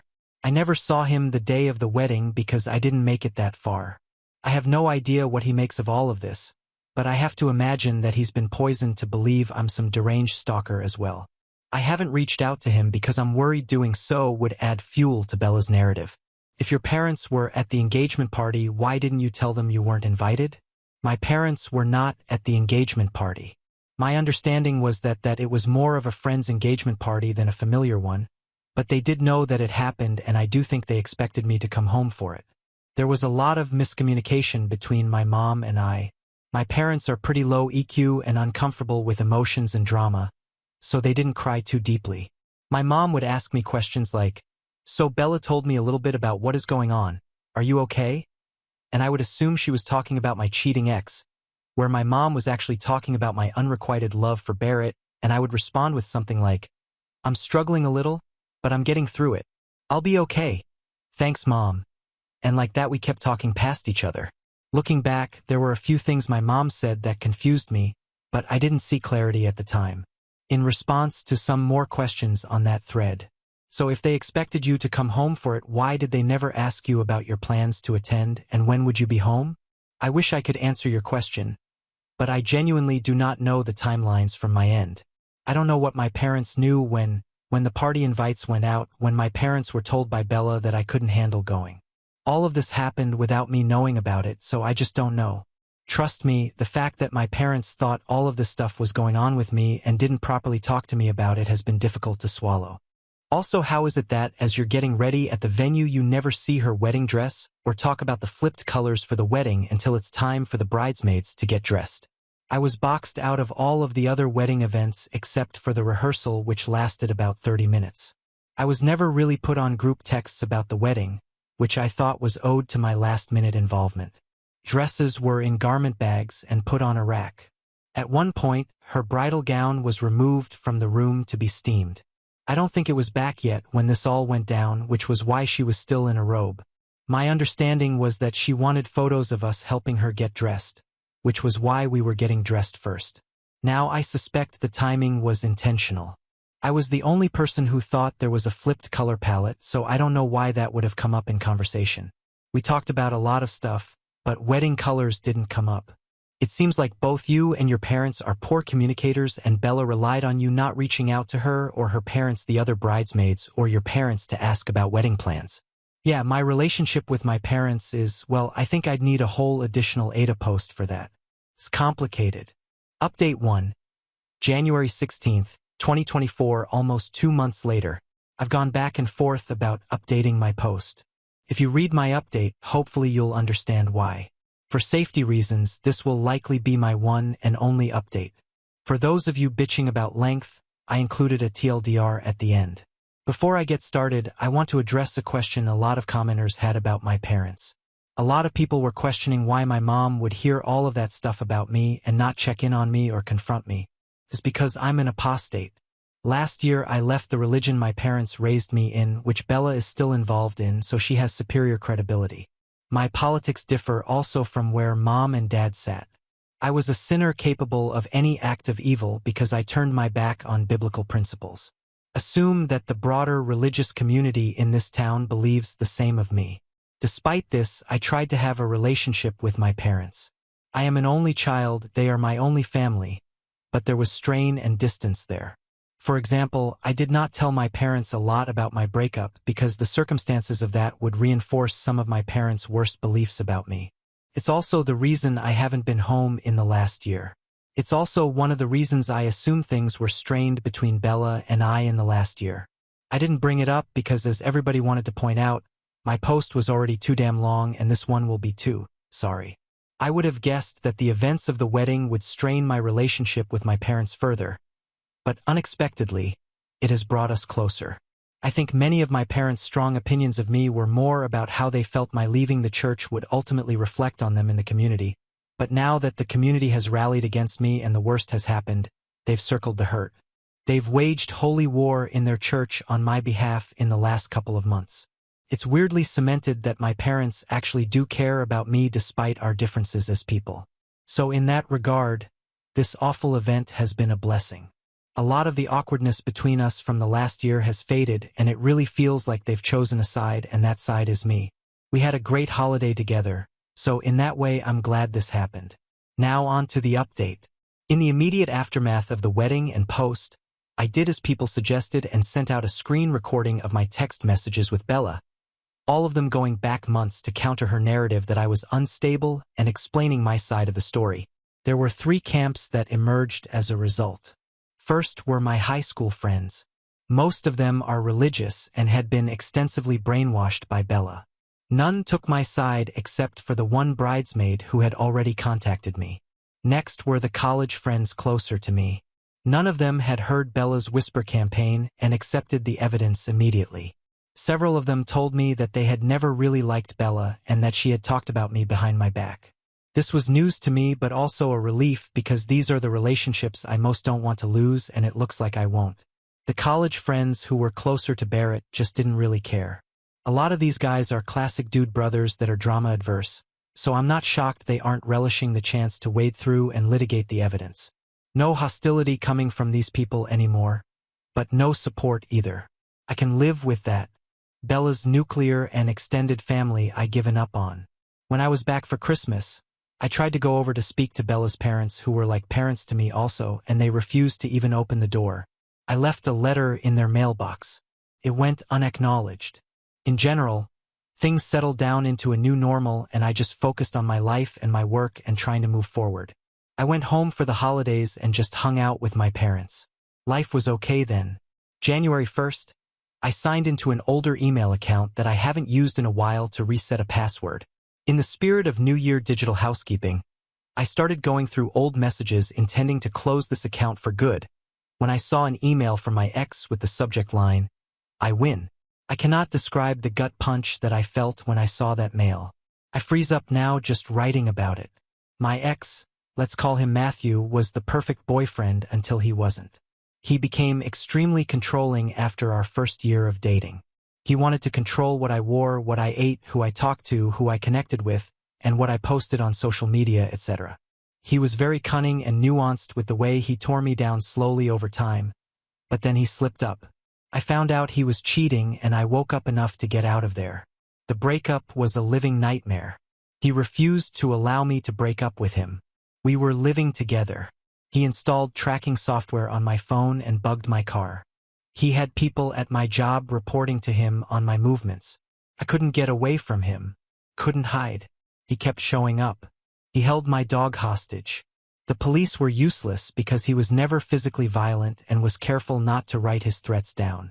I was in absolute hell for months, living under the terror that he would show up again.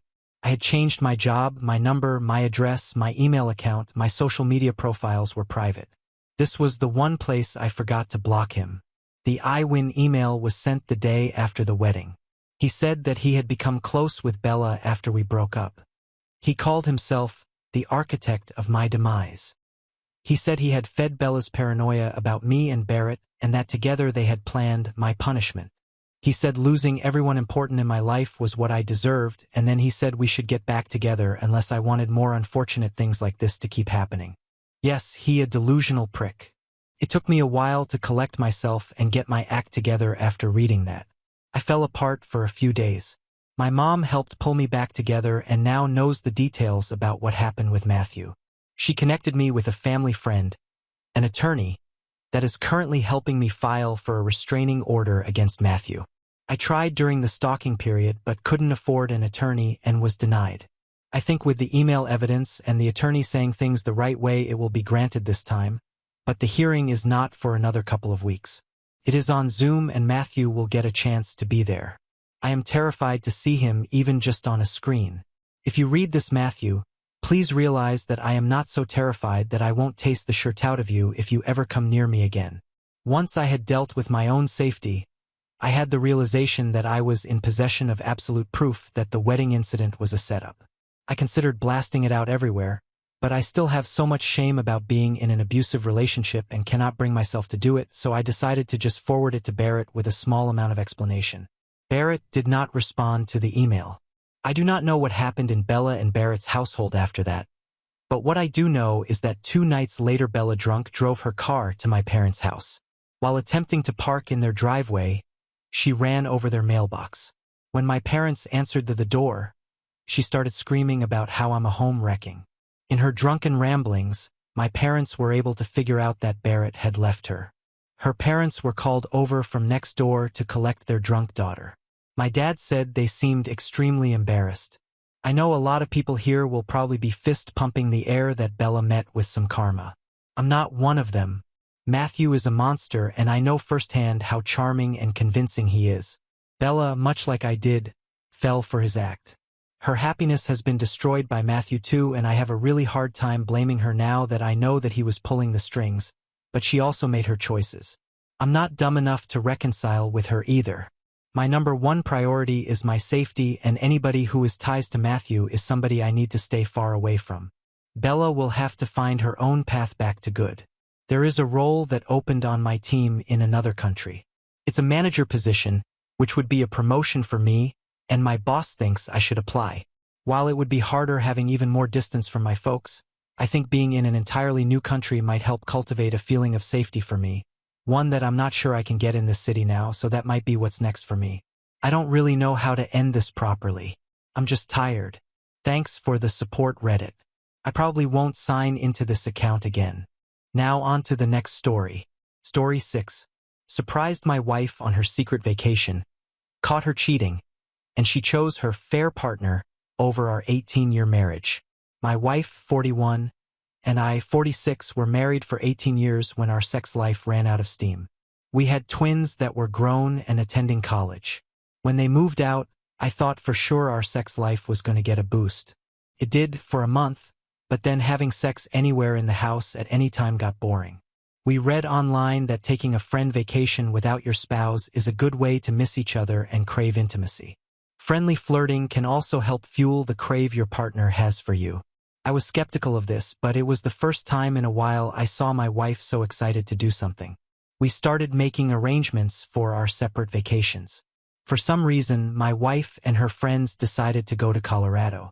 On their tour schedule was the town where my wife grew up. As far as I knew, my wife didn't have a very positive childhood. I was surprised she wanted to go there, and without me, I decided my friends and I would go to Wyoming. I always wanted to visit Yellowstone National Park.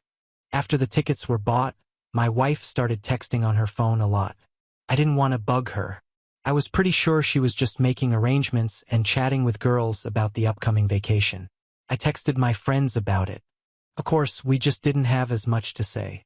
I asked my wife for a copy of their itinerary, and she was caught off guard by my request. She said she would have to edit it because she mixed up the dates on the first draft. Once she fixed it, she gave me one of the printouts. It was a bunch of girly activities like yoga, shopping, yogurt treats, hiking, and restaurants. Well, fast forward to 3 days into our 6-day vacation. I missed her a lot. I was having fun, but suddenly 6 days felt like way too long. To make matters worse, my wife stopped responding to me. It really made me worry. I told my friends about it, and they, of course, told me to just relax and enjoy my time away in a new place. I did for another day, but my wife was responding really weirdly to my texts.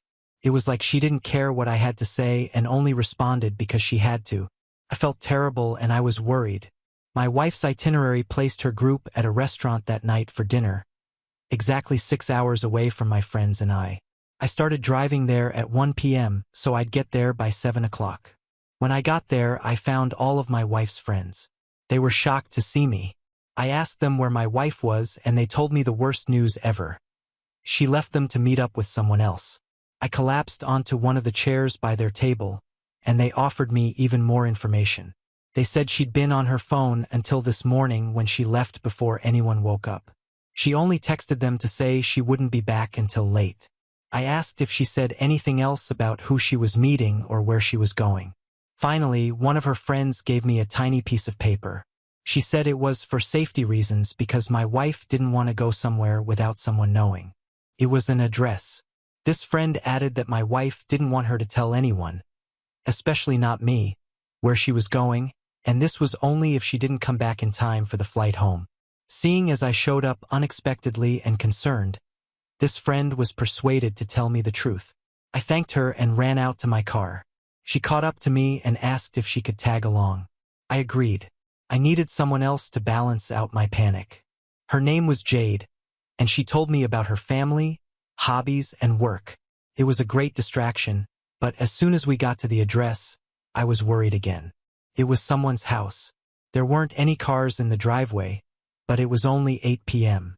Just before 9 p.m., a car pulled into the driveway. A man got out of the driver's seat, and my wife got out of the passenger seat. I got out, followed by Jade, and called out, "Hey, honey!" She jumped and turned to see me. Her mouth was hanging open, and she was infuriated. She immediately asked what I was doing there and why I was with Jade. I told her she came with me for emotional support because I wasn't sure what I was going to find. I looked at the man I had never seen before and asked who he was. He boldly said he was my wife's lifelong friend and new lover. I punched him in the face. My wife screamed and got closer to him. She yelled that he didn't know we were married. I asked her whose fault that was. He didn't know because she didn't want him to know. I asked if she planned for this the whole time, and she refused to answer me, even having the nerve to say I shouldn't be there. She looked at Jade and blamed her for being a snitch. I stepped in and said she only told me because she shared my concern, and I drove 6 hours to find her. This trip was supposed to renew our intimacy and give my wife a chance to miss me as she thought fondly of us. But instead, she used this time to meet up with a man from her past. I told her she wasn't welcome back at our home and we were over. I trusted her to remain loyal and use this time to benefit our relationship, and she chose to destroy it. Couldn't believe it. After all this ranting, her bold lover started cursing at Jade and I, demanding we leave. He encouraged her to get in the house. She made eye contact with me for no more than 4 seconds before saying she was sorry and following him into the house. 4 seconds was all the deliberation it took for my wife to leave me standing in another man's yard. 4 seconds out of 18 years. I got back in the car with Jade and started driving back to the restaurant. She apologized for me having to go through all of this. She said she wanted to keep me company when I got home if that was okay, and I graciously accepted. After she got back to her car, I started the long car ride home. I called my twin sons and guy friends to tell them what was going on. They were extremely empathetic and flocked to my side for emotional support. 3 weeks after I got home, Jade was visiting me at least twice a week. I appreciated her a lot, just as much as I appreciated my sons and friends because they continued checking up with me over the phone or in person. My sons told me they could never see Mom in the same light again. They kept in touch with her over the phone, but they dedicated themselves to their college studies and didn't consider changing their lives to help her in any way. One of my wife's mutual friends told Jade that her app dumped her after 4 months for being too clingy. That had to hurt so bad. She was used to being married for 18 years. It's no wonder she was clingy to him.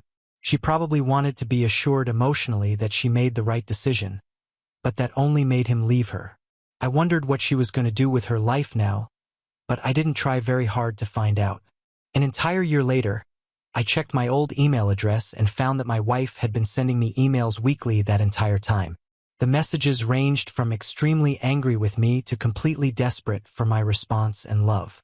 I was honestly relieved I didn't find these messages until a year later because by now I was romantically involved with Jade and wasn't tempted to take my wife back after her infidelity. I hope this story encourages people not to cheat. I hope it encourages people who are going through betrayal to know it's really okay. It's not the end of the world, and life goes on. Even though my wife's world turned upside down, she still had another chance to change her ways and make herself a better woman. Now on to the next story. Story 7. After 30 years of being called just Sam, my stepdaughter apologized at Christmas for never accepting me as her dad and called me dad for the first time. I, 63M, lost my wife Beth, 60F at the time, 3 years ago. We had been together for 30 years. When I met my wife, she was already a widow. Her first husband had died in a car accident. She had a daughter, Jane, 43F, who was 6 at the time her father passed. We married when Jane was about 10 years old. When I came into Jane's life, I had no idea how to be a parent to her. I expressed my fears to Beth, and she told me to let her take the lead. I talked with Jane and told her that I knew I could never replace her dad and was not trying to. However, I would be willing to do all the dad stuff that her dad wasn't around to do if she wanted. I drove her to practices, attended every performance, stayed up late to help her study for math tests, and taught her to drive and shoot. I shared my love of fantasy literature and Star Trek. Our relationship was always hot and cold, though while she seemed happy, I was never dad, stepdad, or even Uncle Sam. I was always just Sam. Beth and I had a son, Tom, 32M, and a daughter, Christy, 29F. Jane has a reasonable relationship with her half-siblings considering their age difference. A year or so after Christy was born, Jane became sullen and despondent. After talking with Beth, I offered to adopt Jane. Jane did not take this well, and I never brought it up again. I was the main disciplinarian parent in our household, and while none of the kids were troublemakers, they all did things that got them grounded or their privileges with our cars taken away. I think Jane resented this as well.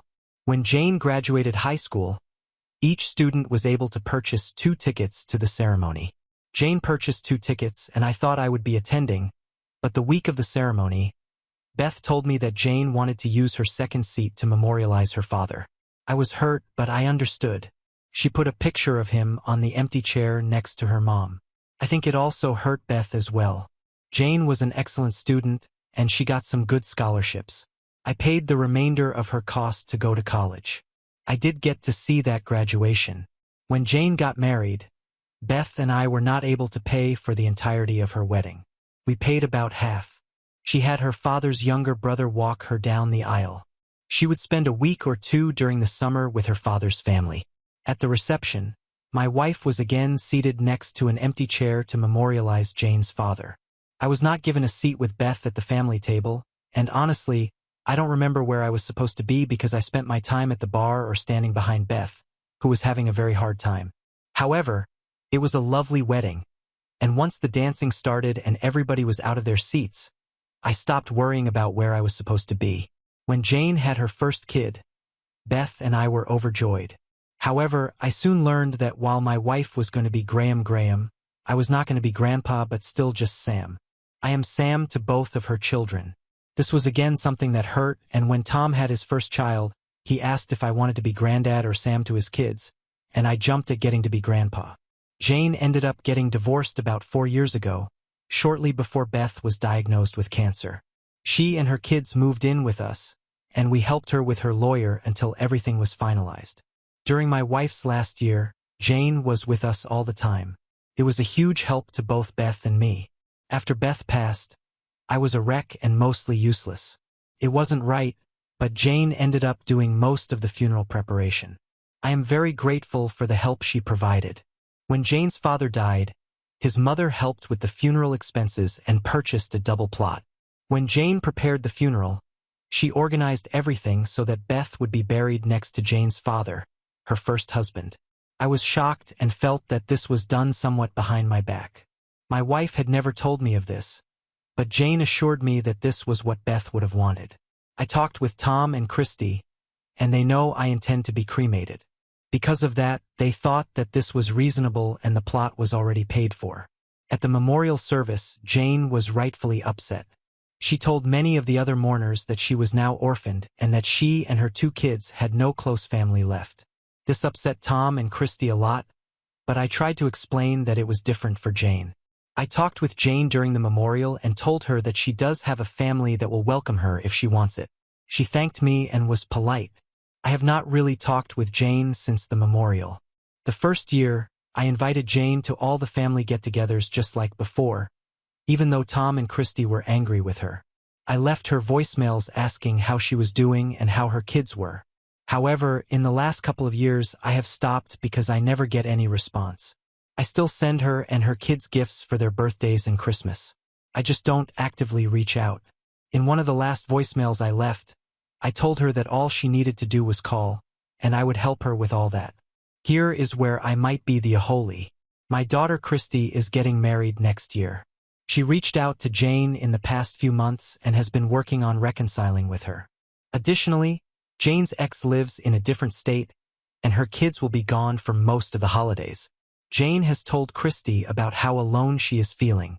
Christy called me and asked me to invite Jane to my house for Christmas. Christy and her fiancé will be there along with Tom and his family. I told Christy that Jane knows she is always invited. Christy says that Jane won't come if I don't call and ask her to come.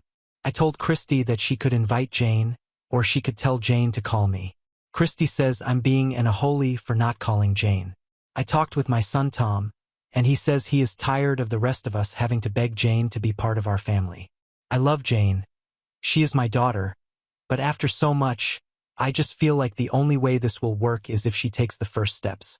So, am I the **** for not calling my wife's daughter to invite her to Christmas? Jane, if you see this, just call. Edit. I am really astounded by all the comments. I thought I would just get a few, but there are too many to answer them all. I do feel the need to clear some things up though. I tried to be the best parent I could be to Jane with Beth's help. I never wanted her to feel like our family was not also her family or that her family had been replaced. I never felt like an ATM machine. I paid less than half of Jane's schooling because of her scholarships. I did what I could for her wedding, and yes, I was pissed about the seating and who got to walk her down the aisle, but Beth reminded me it was her day, not mine. I will be paying for a larger share of Christy's wedding than I did Jane's because my financial situation is different now. But Christy has asked for something I think her mom would have fought with her over already. But that is a story for another post. I don't think I did anything that would make Jane resent me besides marrying her mom. However, Jane has, except for a few occasions, always been polite and friendly to me. Maybe I shouldn't have put the wedding stuff in the post at all. But she did have a not father-daughter dance with me at her wedding. When Beth passed, Jane told me that her mother was amazingly lucky to have found true love twice in one lifetime. When I offered to adopt Jane, it went very badly. Beth and I had sat her down and made the offer. We thought that after the birth of Christy, she was feeling left out. It backfired horribly. Jane said she didn't want my stupid name. I tried to explain that she wouldn't need to change her name, but she started screaming at me that she didn't want my stupid name, family, or anything else. Both Beth and I told her that this response was completely unacceptable, but she kept saying nasty things that teenagers say to me and Beth. I told her that her behavior was totally unacceptable, and since her mom had lots of class and manners, this behavior must come from her stupid father's family. Beth told me that I wasn't helping, and I left while she talked with Jane. A couple of days later, Jane asked to talk with Beth and me privately. She said she wanted to move in with her uncle. I figured this was a hollow threat from a teenager since that uncle lived 2 states over and her life and friends were all where we lived. I said something like, well, if that's how you feel, you and your mom work it out. I will make it happen. I then left. Jane didn't move out. I did tell her that I was glad she chose to stay with us. Our relationship did get better but never substantially improved after that point. So I am not a saint. I am human and I did my best. Am I mad she doesn't consider Tom, Christy, and me as her family? Yes. However, I have known her since she was 8 years old. I at least don't know how not to love a child I have helped raise since they played with dolls. I see her as family. Update. So Christmas has come and gone. For those interested, here is an update. Most people said it was time for Jane to face the consequences of her actions. Did Jane deserve to spend Christmas alone? Perhaps. But I didn't want my girl to be alone or sad when I could do something about it. So I called and once again got sent to voicemail. I left a message saying that I didn't know what her plans were, but that she should know that she is always welcome at our house. I figured that would be it and I could tell Christy that I tried. On Saturday, I got a call from Jane. She seemed very down. She told me the same things I'd heard from Christy. Her kids would be out of state with her ex for Christmas and New Year, and she was feeling very alone. I told her that she is always welcome to celebrate with her brother and sister and myself. She said that sounded really good, and she would like that. So, Jane, Christy, and her fiancé John spent Christmas Eve with me. It was really nice. Jane was very sweet to everyone. My first post may not have been fair to her, but Jane can be an incredibly caring person. She seemed a little on edge at first, but as the evening went on, she became more at ease. We watched them up at Christmas Charl just like when my kids were younger. After my phone call with Jane, I found Tom, Christy, and Jane's old stockings. There was not a lot of time, but I got some candy, a book, and a couple of gift cards for Jane, Christy, and John. On Christmas morning, all three were a bit surprised to find that they had stockings filled with goodies and called me a jerk for not telling them beforehand so that they could make sure I had one too. I said I was not involved and you can't call Santa a jerk or you get nothing, just like me. Tom and his family came over on Christmas Day. Jane practically knows more about what is going on with Tom's kids than I do because she is very active on Facebook. Jane's gifts to everyone, well, everyone save John, were very thoughtful. Jane is great with kids. She is a teacher, and Tom's kids really enjoy their Aunt Jane. Christy made our Christmas dinner, and seeing them giggling like schoolgirls in the kitchen together reminded me of Christmas long ago when Christy was 7 or 8. Jane was home from college, and Jane, Beth, and Christy were all working in the kitchen. Christy was standing on a chair, and Jane was teaching her all our secret family recipes. Christy adored Jane in the way that little kids adore adults who are not their parents. Jane was just so patient and kind to her little sister. I remember Beth, Jane, and Christy telling Tom and me that stinky boys need to set the table. Seeing Jane and Christy together got me thinking about Beth, and I had to find a quiet spot to compose myself. Tom found me in my office. He said that Jane had told him that I had called her. He said that he was glad I did that. He was not sure he would have been willing or able to make the call. I told him I bet if it were his kid, he would have. That's probably enough of my family Christmas. I know that the real update is, did I talk with Jane? Tom and his family went home because his kids wanted to play with their new toys. Christy and John left to meet John's family for a late Christmas meal and get together. As Christy was leaving, she gave me a hug and told me, "Merry Christmas, Daddy." When I turned around and saw Jane, I could see dread on her face. After everyone had left, Jane asked to talk with me. We had a long conversation and I'm going to hit the important parts. Jane said she was very thankful to be invited for Christmas. She told me that when she started dating after her divorce because of her age, she met a lot of guys who had older kids like her own. Many didn't think trying to blend families with older kids was a good idea. I guess they figured the kids would be out of the house soon, and they had co-parenting relationships that work for them. However, Jane has her kids pretty much all of the time. A large factor in her divorce had been that her husband had a view that his job was more important than their kids' lives. She wanted to be with somebody who would show her kids, especially her son, that family is not just a thing women care about. Apparently, as her longest relationship was spiraling, she had an argument with her boyfriend where she said something like, and remember, I am paraphrasing a story she told me, "What's so hard about stepping up and being a good dad? My stepdad was able to do it, and he didn't have any kids of his own when he married my mom." To which that boyfriend said something like, "You mean the guy you treat like shit, and your kids treat him badly too?" She says that after that fight or whatever, she kind of started thinking about our relationship, the things I had done for her, and that she had done as well. She told me she felt embarrassed and ashamed. She didn't even know how to start to fix anything, and she thought Tom, Christy, and I were mad at her. She asked me if we could have a relationship like I have with Christy and Tom. I told her that I could not give her a replica of my relationship with Christy, and that none of us could change the past. I told her that for me, nothing had changed from when I was at the park that afternoon where I told her that I would be willing to do all the things her dad was not around to do. I will always be as much her dad as she wants. Jane was crying by this point and I held her. She started sobbing harder and saying she was sorry. I told her that I knew and that everything was okay. In the middle of this, something happened that I had waited a very long time to hear. The sobs of "I'm sorry" became "Dad, I'm so sorry. I am so sorry." Well, one apology and a good cry don't change a person. The next morning I was mostly back to being Sam, but there were a few dads and even one daddy sprinkled in. We will see. Some other things I'm guessing people will want to know. We did talk about her mom's funeral. She said that she didn't mean to do anything secretive by using the plot that was paid for. They saved on some costs and were able to get an encasement as well.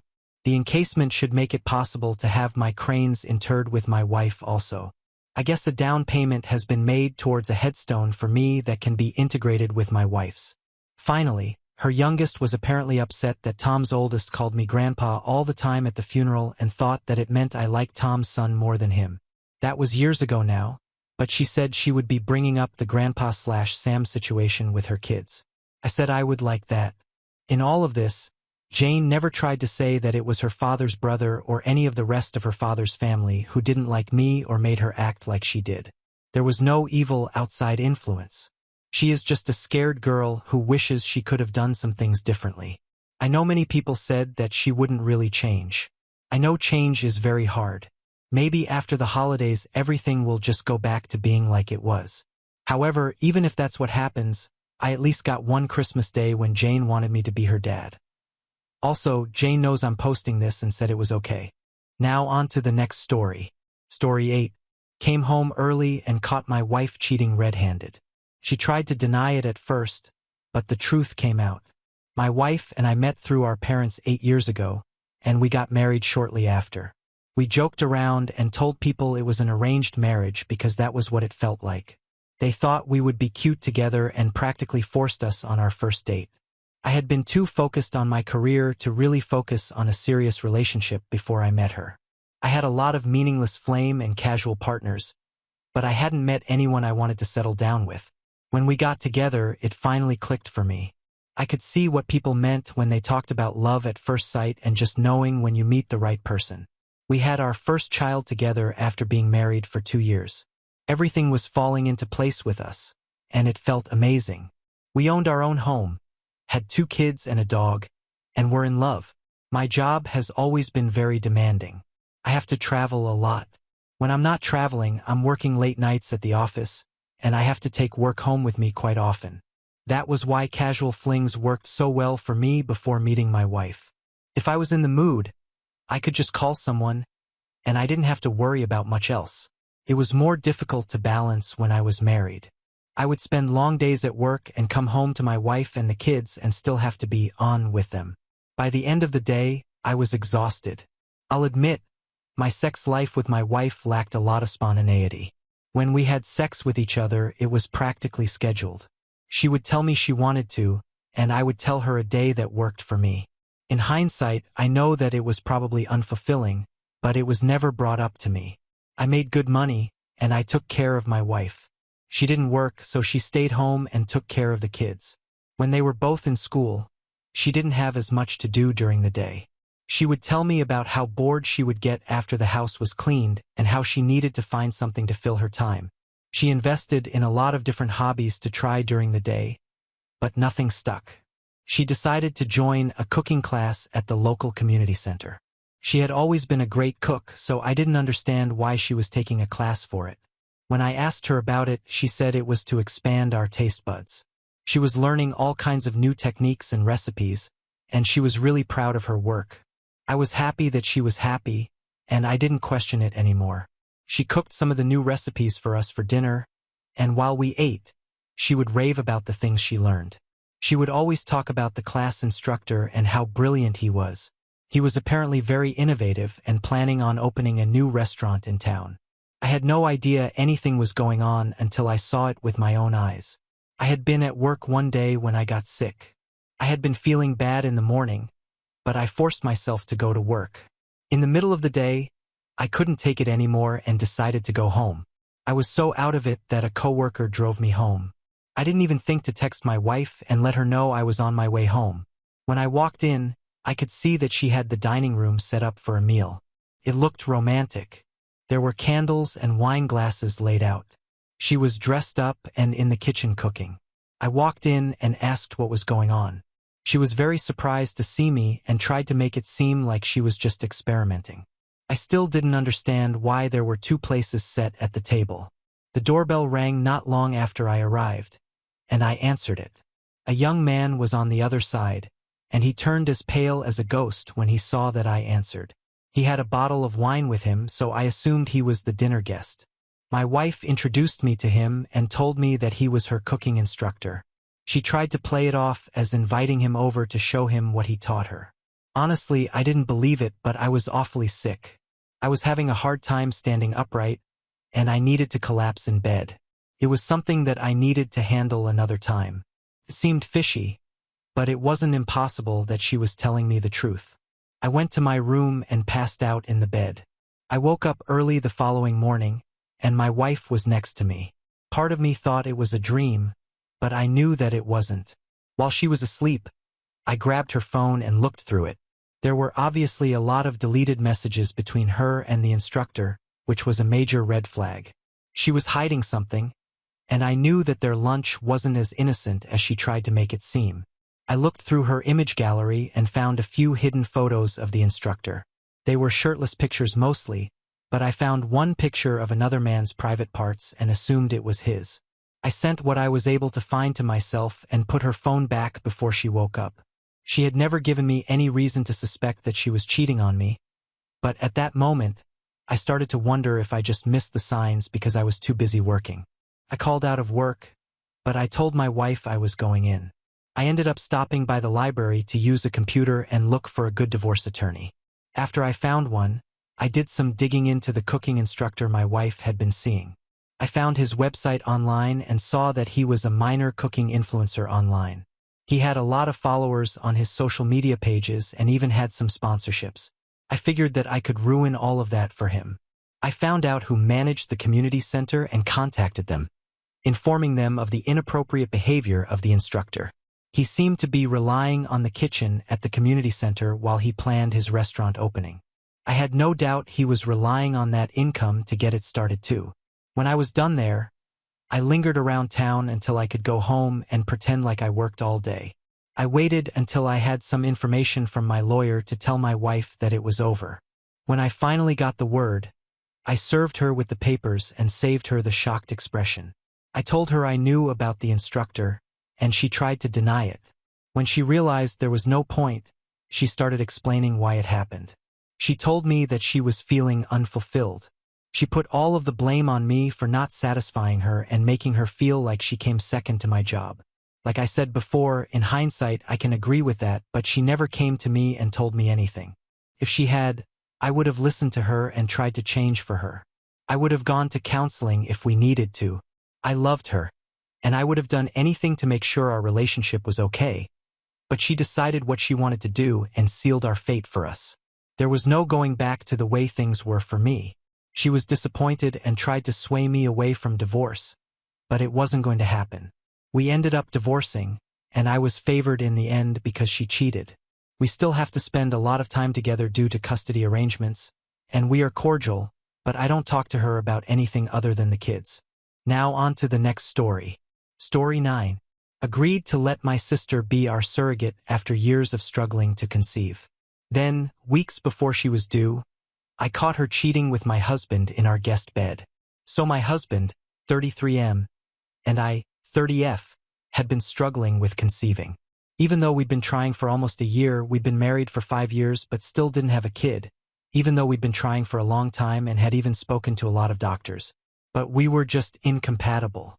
A year and a half back, we decided to opt for surrogacy with no other options left. Then my sister, 28F, stepped up to be the surrogate because she needed the money.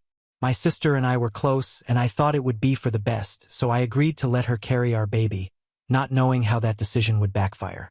The process was successful. Things have been really good for the past 9 months.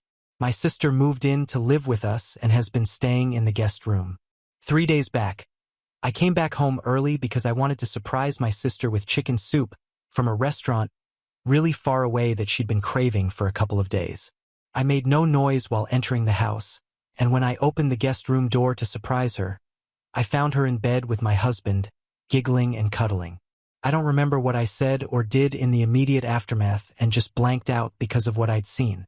I remember my husband jumping out in his boxers to explain that this was just a one-time thing and it meant nothing, and my sister just sat in bed, refusing to even look at me. It took me a few seconds to recover, but once I came to my senses, I walked out of the house, got into my car and started driving. I had enough gas in my car to keep me going for a while until I tired myself out and checked into the nearest hotel that I could find. Once I was in my room, I started crying and eventually cried myself to sleep. I had no idea what to do next and didn't even know what to do about the baby that was supposed to be born in a week. I was just lost. So the evening and the next morning, I did absolutely nothing apart from staring at the walls blankly. It was only a call from my mom that made me snap out of my daze.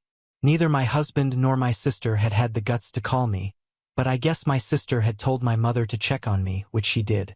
She hadn't told her the truth about what had happened, though. So when my mom called to ask me my whereabouts, I told her what I'd seen, and she was just as shocked as I'd been. She tried to console me, but I ended up crying on the phone yet again because saying it out loud for the first time just made it so much more real. She was patient and understanding, let me cry myself out, and then told me what I needed to hear. At this point, I just had to cut my losses and file for divorce as well as full custody of the baby if that's what I wanted. And I agreed. I could cry about this later, but I did need to get ahead legally if I wanted to keep my baby. So yesterday, I got in touch with my lawyer and explained the situation to her as well.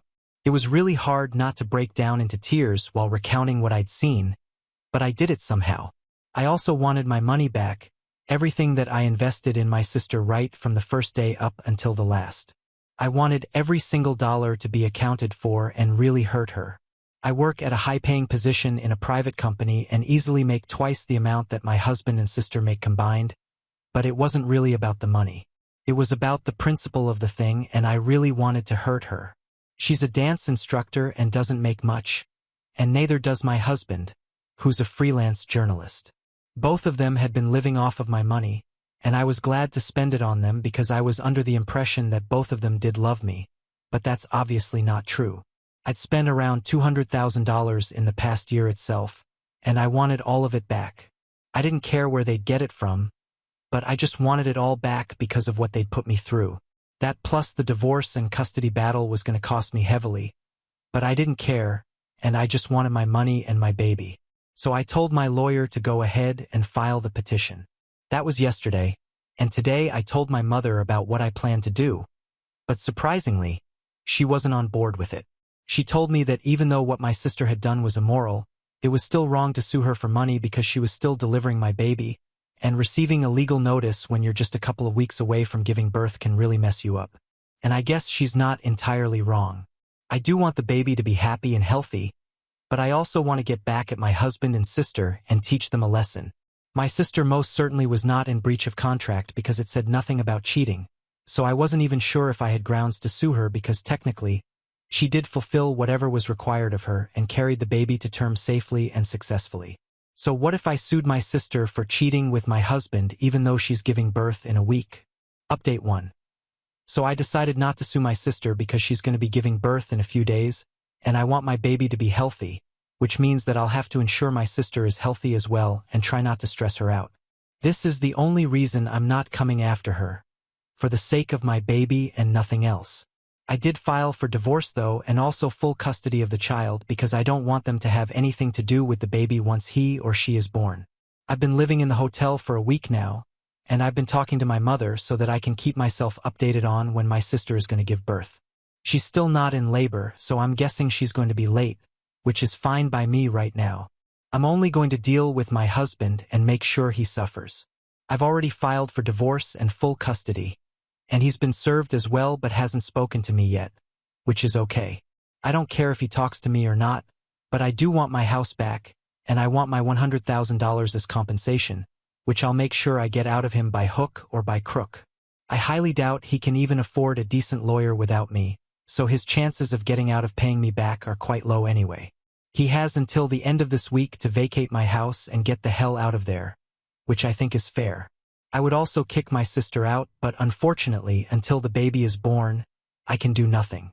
I've told my mom to try and talk to her and get her to move in with mom for a few days until the baby is born, so I'm hoping she takes up that offer, and I can finally move back to my own house because I'm getting pretty sick of living at this hotel in the middle of absolutely nowhere. Speaking of my sister, my lawyer had already told me that we can't sue her as a surrogate since she wasn't in breach of contract, but we definitely could sue her for being my husband's affair partner. So after the baby is born, we might take that route, but even then, we'll have to wait for a while. It's not like I can take the baby away the second she gives birth.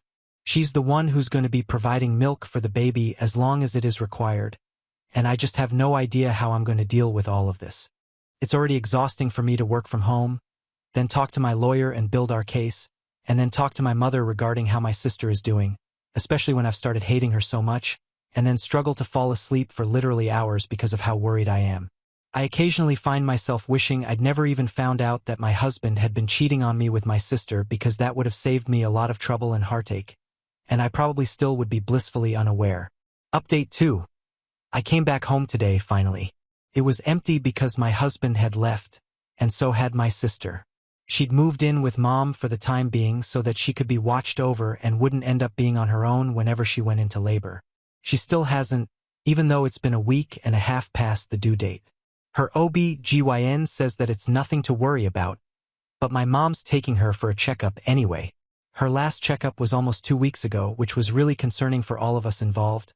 But since we're in a really awful situation, our mother has very kindly stepped in to make sure that both her daughters are doing all right, even though my sister is a terrible person for what she did. My husband has also responded to the divorce petition and thankfully isn't contesting it, and neither does he want custody of the baby. But of course, he can't afford to pay me $100,000, so his lawyer wants to negotiate.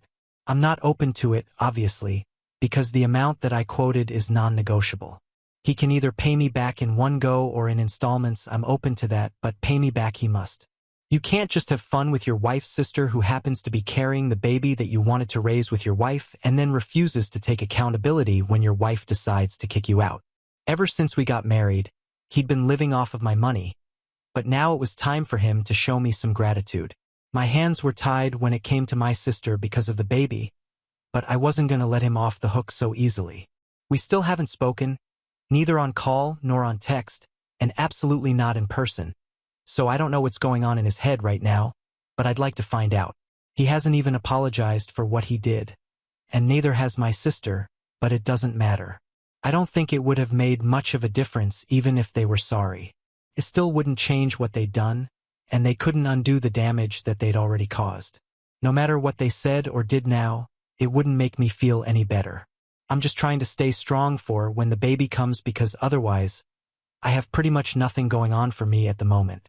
My marriage is over, I have no relation with my sister anymore, and all my friends feel bad for me. This started off so well, but now it's nothing short of a nightmare. Update 3. So my sister went into labor. It's been about 4 hours, and there's still a while to go for the baby to be born. We're in the hospital right now, and I'm waiting outside the room. A while ago, my mother called me when the contraction started, and within an hour, we were all on our way to the hospital. I didn't know if my husband was going to show up or not because we hadn't talked yet, but that was the last thing on my mind anyway. It was very awkward to see my sister in the flesh after almost 2.5 weeks, but I had to power through it. My mother was the one holding her hand and comforting her while I just tried my best not to break down. I know she was the one going through the physical pain, but this wasn't easy for me. And then an hour ago, my husband finally showed up. I didn't know if he was here for the baby or my sister, but if he wasn't fighting for the custody of the child, then he was definitely here for my sister. As soon as he entered the room, I left because I just couldn't stand to be in the same room as him at any cost. So I left the room and have been waiting outside since. This is a lot more emotionally draining than what I'd expected, and honestly, I don't know how to feel about any of this. All I want is for my baby to be born healthy.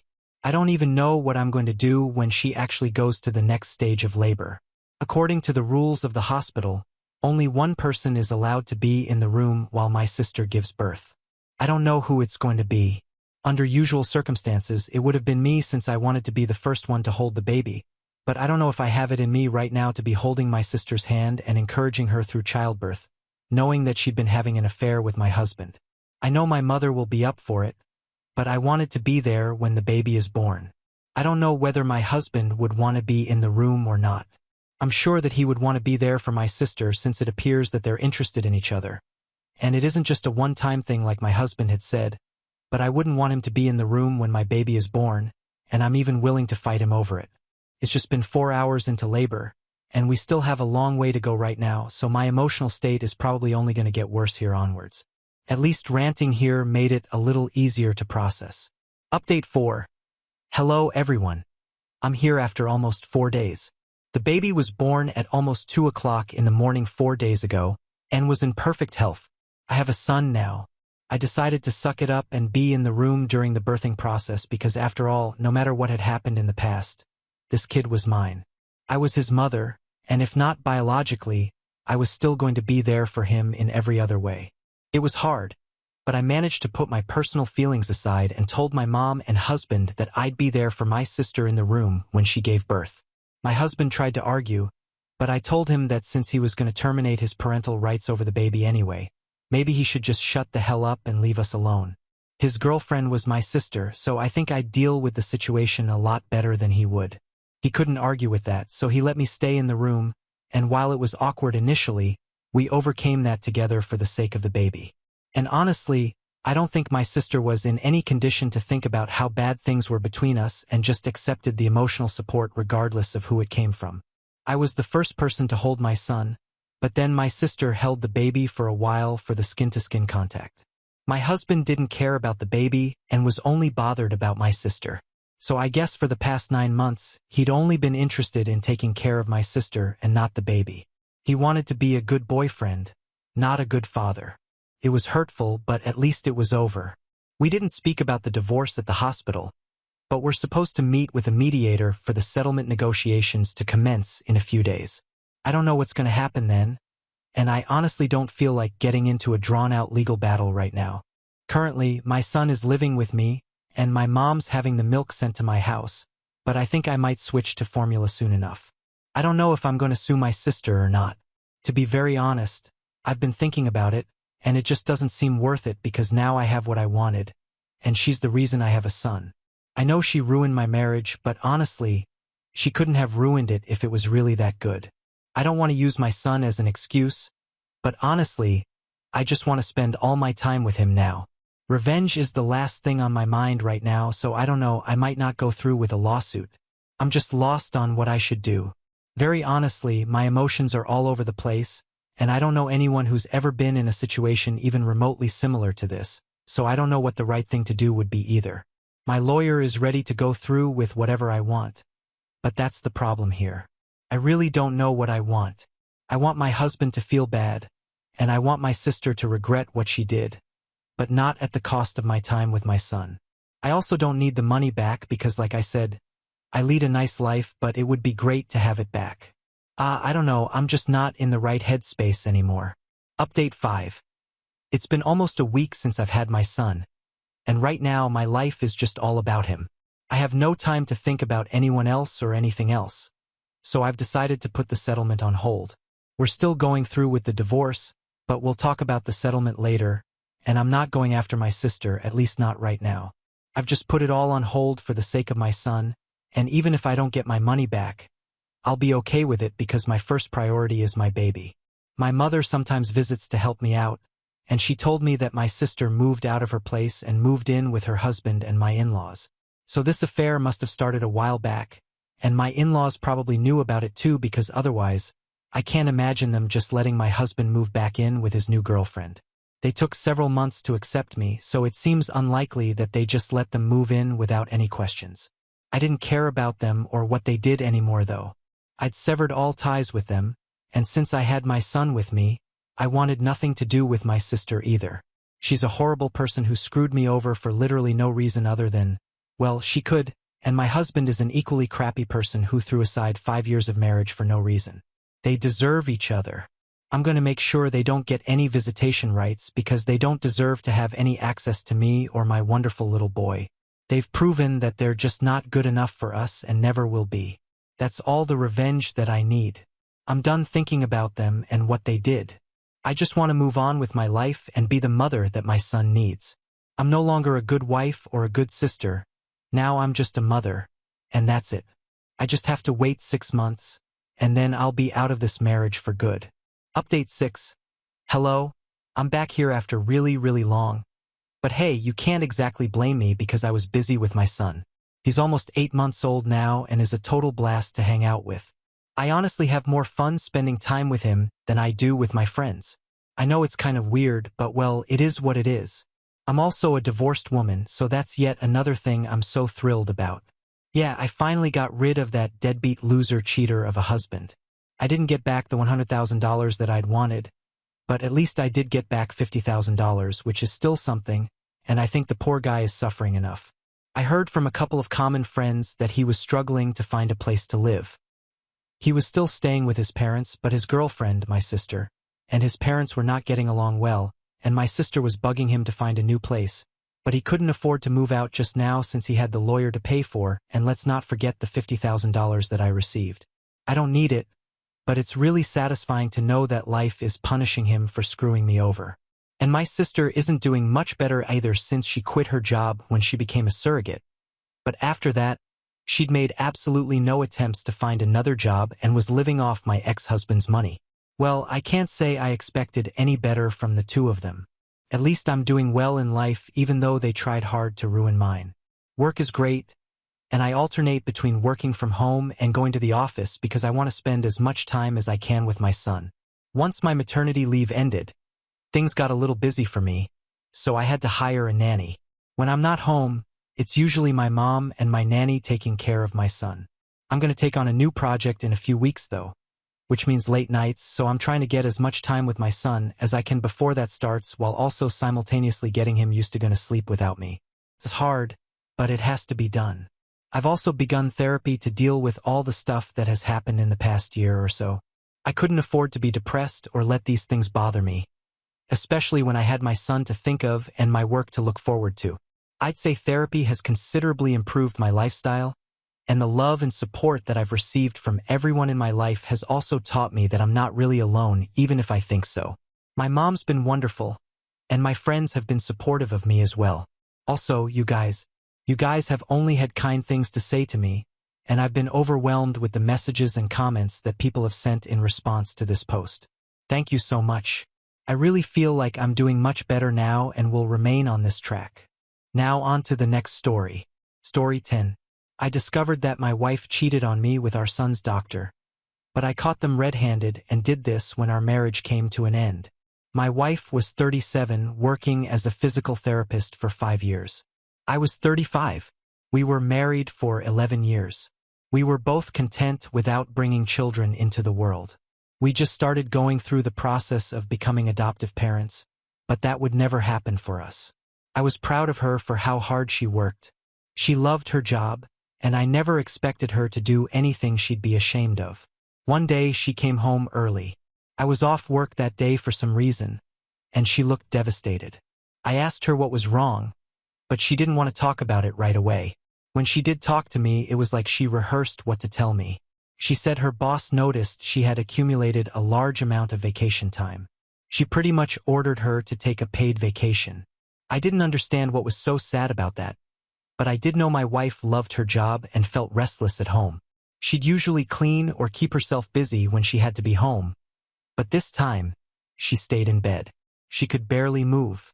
I knew something was wrong, but she wouldn't talk to me. I got the mail and found something alarming. It was a letter to my wife explaining the reason for her immediate termination. I was shocked. I read on to find that not only was she fired, she was being sued in court. I was so confused. What was happening?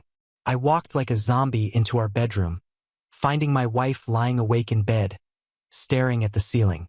I threw the papers at her and asked for an explanation. Once she gathered them up, she started hyperventilating. Once she calmed down, she probably figured I was going to find out anyway, so she told me what happened. 8 months ago, she'd gotten a patient to work with who was in a dirt bike accident. He was learning how to walk again, basically, and couldn't use his hands for anything either. She had fed him, spoke with him, and really gotten to know him. She helped him to go to the bathroom and shower, and when he asked her to help him with something else that wasn't allowed, she did. I was instantly heartbroken. She was mine and I was hers. By helping this guy, she sacrificed her career and marriage. What's worse is he was married too. His wife was the one suing my wife and her employer, maybe because he felt bad about it and told her. Couldn't believe it.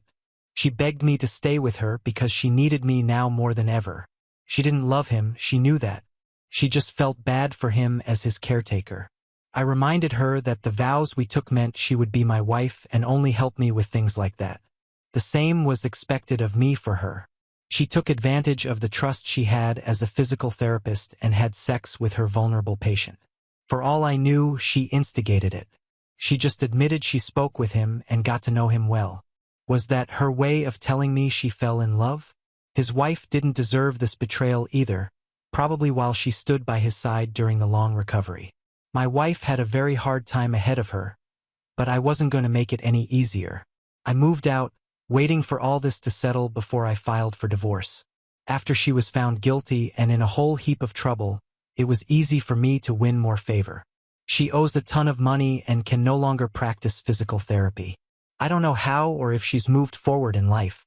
She called everyone she ever met or came in contact with to ask for help and was met with a ton of rejections and criticism. She pretty much fell off the face of the earth after that. I don't know if she managed to pay off all that money or if she was arrested. I never wanted to look into it and find out. By the time I could move back into our house, it was like a tomb of old memories, frozen in a time when nothing was wrong. It was scary. I had help from friends and family to get rid of all that stuff and put the house up for sale. With the profits from that, I bought a nicer house on land with horses. I grew up with horses, so it really feels like home. I also decided I wanted my home, horses, and self to become a haven for a child in need. Since my wife abandoned me before we were able to adopt, I did it myself. I adopted a 10-year-old girl who's now 15. I've kept very busy living life on a farm, and with my daughter's help, I give horseback riding lessons. It's like I've lived more than one life and became a better person after my failed marriage. I'm proud I made it through, and I'm happy my ex suffered through the reality of her choice. Now on to the next story. Story 11. After 7 years of marriage, I found out that my husband cheated on me with his secretary during our anniversary. So I took my revenge. My husband has been cheating on me with his secretary from work and has cheated on me with multiple women after 7 years of marriage. Let me sum this up as best as I can. I'll refer to him as H or my ex. Backstory. I, 37, and my ex-husband, 40, were together for 7 years. We met while in college. We had a mutual friend, and I'd seen him a couple of times on campus. Very handsome and tall and very attractive. I didn't pay him much mind at first. He seemed like trouble. Before him, I'd never been in a relationship before. I was a very shy, awkward person, so I kept to myself often and had few friends. We met for the first time at a mutual friend's party. Although we got introduced, we didn't talk until when I started online dating. At that time in my life, I thought it was time to let go of all my fears, put myself out there, and meet someone. I didn't have much luck in real life because of how shy I was, and so I turned to one of these dating sites with maybe a little shame for resorting to it. Some hours later, after setting up my profile and looking through prospects, I stumbled on his profile on the site. I thought it was some kind of sick joke or something because honestly, he didn't seem like the single and searching type. After a lot of contemplating, I got the courage to message him. He didn't respond immediately, and after a day or two of waiting, I even lost hope waiting on a reply. He finally replied. He remembered me from the party. We got along really well. We had a lot in common with each other. More than I thought. How we both had cat allergies. Loved punk rock. I didn't particularly push for anything to go offline at first. I avoided seeing him on campus too. But eventually he asked me out on a date, and he seemed a nice enough person. After getting to know each other, we ended up going out for pizza. H was the perfect person for me, sweet, gentle, and the kind of guy that you could take home to mom. Everything was natural and easy. After 2 months, he asked me out officially in our relationship. We didn't have many issues. He was just a really great guy in general, very funny too. We were together for 2.5 years and immediately he was done. He popped the question. He asked me to marry him and I said yes. I finished college and we got married. He had saved up enough money. We bought a house and moved to Lakeside, California to settle down and start our family. I started training to be a marriage counselor after college. It was something I was passionate about, helping lost couples find their way back to one another. And after a year, I was qualified to lecture others on how to cure a troubled love life or mend a broken relationship. He was a manager at his uncle's consulting firm's branch here in Lakeside. Our marriage was a very solid one. We loved and respected each other, with no abuse, no distrust. We maintained a very active bedroom lifestyle, and I've never really had any reason to doubt H in the past. He was faithful and true, so I believed. I didn't snoop on his texts or socials, not that he actively maintained those things. Our first daughter was born 2 years after we got married. We were so happy and excited to be parents. He was a great dad and a wonderful husband. To all appearances, my ex and I had an ideal partnership. Everyone knew us as this happy couple on the block. Most of our issues started after we had our second daughter. For one, something between us had slipped away. We had stopped having regular sex. I thought it is a normal thing in any long-term relationship for the physical side to slowly wane, and tried to persuade myself that there was more to our marriage than sex. Now I know that I was just oblivious to the cracks that were developing. Things got worse. H had become very distant again. I found another excuse for it. I thought it was just him trying to meet up with his job and the stress of it all or something. He was always talking about how he was working his ass off for a promotion to senior manager, how it would better our lives, travel more, coverage for the kids and stuff. There was also a change in the way we talked. We didn't talk much, and to me, we barely even saw each other. We used to talk a lot about everything and anything, and he loved making me laugh all the time, but all that seemed to just fade. I did my best to reach out, but he had put up this wall. I couldn't understand what was going on with him, and since we didn't talk much unless it was concerning the kids or bills, I asked him a lot of times if he was okay, and he'd say yes, and it was the stress of his job or some excuse. Then there was the fact that he was always running out or had no money. Knowing he wasn't a lavish spender, he didn't buy fancy clothes or shoes, and he certainly wasn't buying them for me either, but he was always out of money, always asking for gas money or borrowing an extra $50. We had a fight one time about it. He got all defensive and said he'd spend his money any way he saw fit, and he had friends and other responsibilities as well, and I was being selfish. I realized now that those were the first signals that I should have noticed that he might be having an affair. I knew something was up, but I didn't think it too serious to be an affair. Looking back now, I wonder how this could all slip by me. The bitter irony, of course, is that I am a relationship counselor, giving couples advice on how to avoid affairs, yet all the time infidelity was going on right under my nose and I never spotted it. I felt very alone and a little depressed at this time, helping people cure their marriages but not being able to figure out what was wrong with mine. He wouldn't talk to me, so I didn't know where to even start. Caring for our 2 children all by myself because he'd always come home late and blame it on traffic or his car breaking down, one excuse to the other. The kids rarely saw him. The real twist of the knife has to be how naive I'd been for so many years. He had changed much and developed new odd habits. He picked up smoking, which he absolutely hated. He had an abusive stepfather, he hated the man and everything he did, and he was a heavy smoker. I was concerned, just assumed it to be men and their issues when it was really the habits of someone else rubbing off on him. He preferred to be out any chance he got, like he couldn't stand his own family anymore. We had so many fights about it. When he came home from a little drunk from drinking with his friends, I'd quiz him about what he'd been up to, whether any women had shown him any interest, stuff like that. He was always adamant that nothing of that sort had happened. Even when he was drunk, it didn't cross my mind that he might be lying. I knew we were going through some issues which I thought to be normal marriage rough patches. I took his word as assurance enough. Occasionally, I'd rifle through his pockets looking for evidence and check his shirt collars for lipstick stains and whatnot. I didn't find anything. I guess that's why I was taken in for so long, because my ex never struck me really as a Jack the Lad type. He is not a flirt, and he doesn't come out with cheesy chat-up lines and all that. In short, he does not fit the description of men I have known to stray. It just goes to show that there really is no type, and you never really can tell. I found out about the infidelity for the first time one night before bed when he got out of the shower. I was reading a book in bed.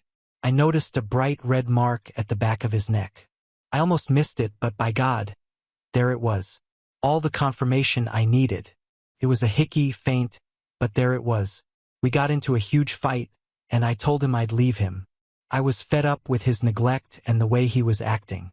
If he didn't love me anymore, he could leave, and if and when he wanted to be with me and be a family again, I'd be waiting. He became very sad and remorseful. I guess it was only because he was caught. He begged and pleaded to be better. He called it a stupid mistake. He had too much to drink when he was out with his friends and hooked up with a girl he met in the bar. It was stupid and he shouldn't have done it. Although we made up, deep down he had broken my trust, and I still suspected him to have told the half-truth. We made up and he promised to support me and be a better dad. I agreed with the condition that we had to talk more and see a counselor. I was sure that if I could get him to talk things over, maybe I could inject some desire back into our marriage. It went well on the first day. It was great seeing him open up. We had long, deep conversations about what we wanted from the marriage and about our personal needs and from each other. I felt as if we were getting somewhere and making progress. I felt closer to my ex than I had in years. Although we still didn't have sex, we were getting somewhere. The days went by, and slowly we couldn't make time to go anymore because of his job, and he slowly started to slip back into the old him, back to his old routine. There was no doubt in my mind that he was cheating now, although I couldn't prove it. I just had this feeling in my gut that he was having an affair with someone, and not some one-time fling with a bar girl. I got depressed, and I started to read and follow a lot of cheating stories on Reddit. The more I followed, the more I started to see some similarities between him and some of the men in the stories. It got worse. I started to think maybe there was no coming back from this or saving our marriage. I thought about divorce. From all the stories I'd followed, I learned one thing. If a partner was ever unfaithful to you, she probably didn't want to be with you and didn't deserve to be with you. I thought about my kids and I cried. I had opened up my problems to a friend online. She'd been divorced twice. When I told her what was happening to my marriage, she suggested I hire a PI. It was the fact that I couldn't confirm for certain that he was cheating on me that really tore me up inside, and a PI could clear that up, she said. She said she could recommend a good divorce lawyer if I wanted, and the lawyer could arrange a good PI for me too, and could draft me a pretty solid lawsuit. I told her I'd think about it. I was still thinking about what my friend online had said when one afternoon a friend of mine called me. We grew up together, and she lived not too far in San Diego. She and her husband came to our wedding and are very good friends of ours. She called to just check up on me and the kids. After a little catching up, she says my ex was looking mighty fine last week, and that I was doing a good job taking care of him. I asked her what she meant by looking mighty fine, and she says she saw H and I at the mall in San Diego having lunch. You were in town, and you didn't call me? You're such a bad friend. And that she had waved, but I didn't notice her. She said she thought we were on a date or something, and we looked so cute. She didn't want to interrupt us, and she liked my coat, which she said was a Dior chestnut shearling style coat. I was very confused, but it wasn't rocket science. Clearly, it was my ex and his AP. I told her I wasn't at the mall and didn't have that kind of coat. She was quite confused, and I asked if she was sure it was H she saw. She confirmed, and she even went on to describe the exact shirt and pants he wore, and they fit the description of what he wore that day. She also described the lady a little. She didn't see her face much, but she had blonde hair. Guess he had a thing for blondes. I'm blonde. She asks if everything is okay. I told her not to mind and thanked her for calling, then immediately hung up and called H. I asked him who he was at the mall with in San Diego last week, and he acts confused and says no.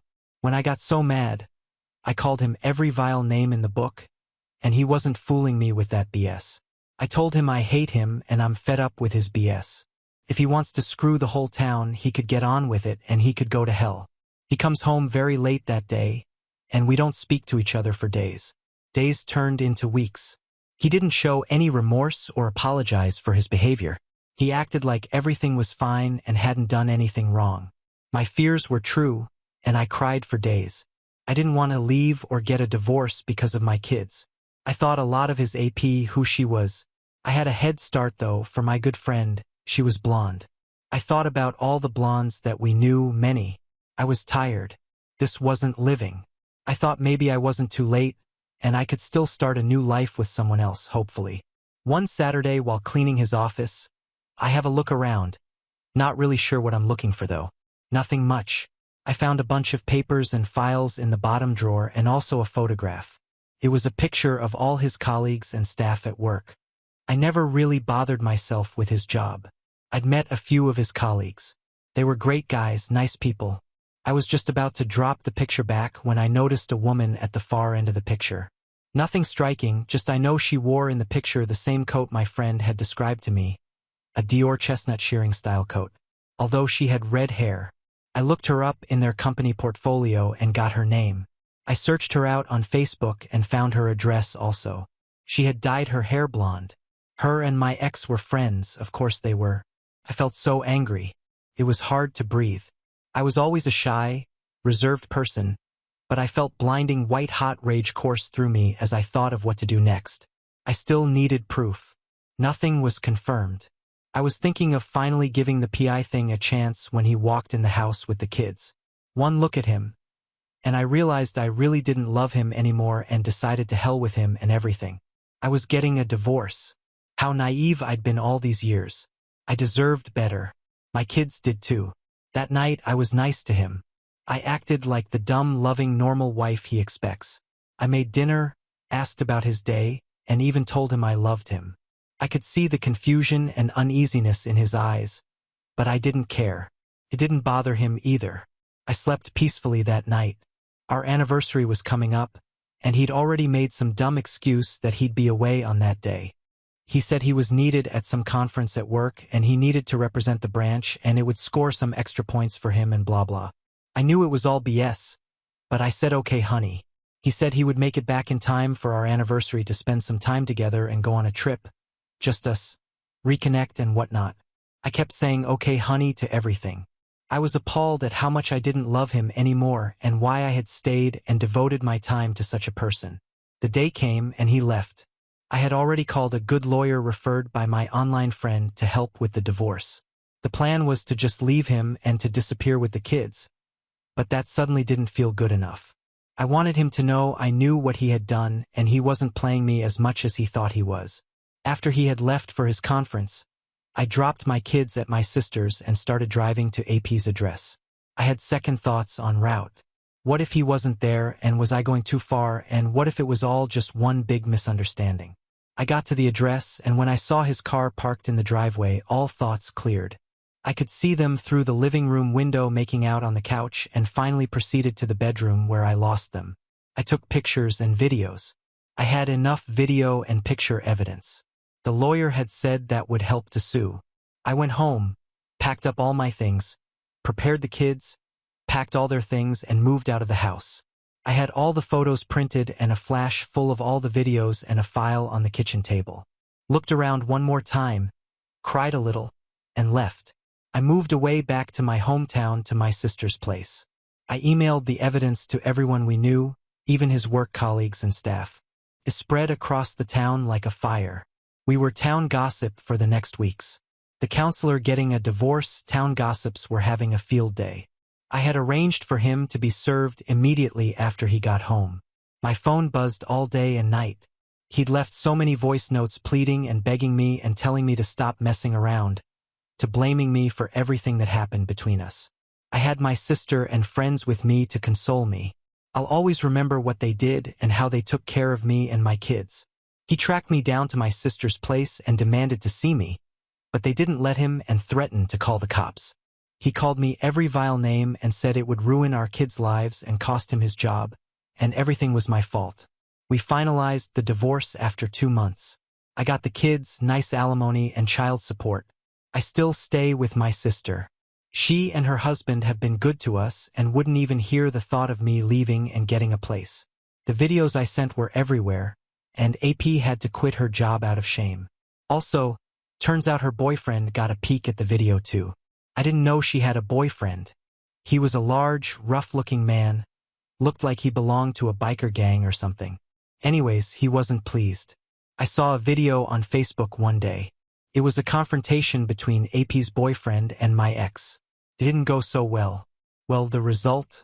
H having a black eye and the police looking for AP's boyfriend. As much I enjoyed him getting what he deserved, I couldn't laugh because he was in a pretty critical state. He'd broken a rib, but at the point of writing this, he's doing okay. Still texts and calls to apologize for what he's done. I feel sorry for him now.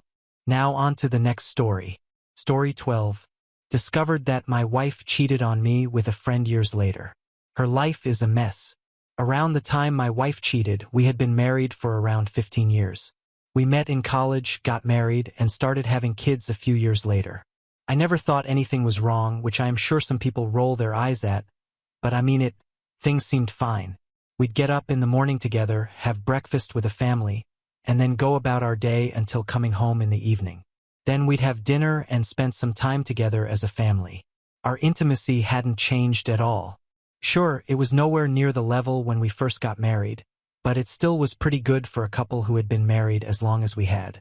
I think if my wife had shown some signs, it would have been a lot easier to digest, but she didn't. Even after all these years, I still can't see any signs. Maybe she had put up a mask for me that was so good I was unable to see through it. The only reason I even realized something was going on was because of my kids. They happened to see mommy kissing her friend while I was at work one day. All of the kids were under the age of 10, so it was really difficult for them to see it.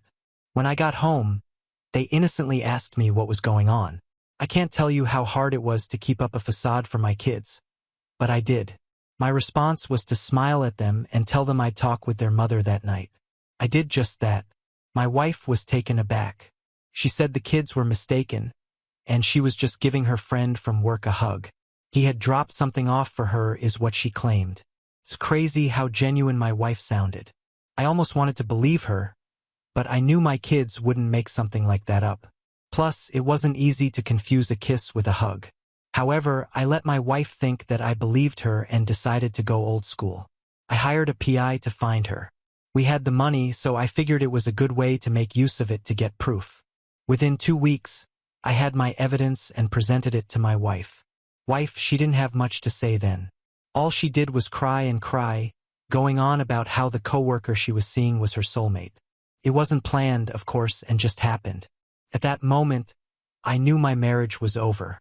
There was just no way I could stay in a marriage with a woman who cheated on me, called my kids liars, and try to make it out as if they were the bad ones. If I hadn't hired a PI, she probably never would have even told me the truth. I had to start the divorce process. She did beg me to stay, but eventually slinked off to go be with her AP. We had an amicable divorce and custody agreement. It was split custody, but the older the kids got, the less they wanted to go over. They understood what their mother did once they were old enough. Never did I say anything to them about it or talk bad about their mother because in the end, she was their mother after all.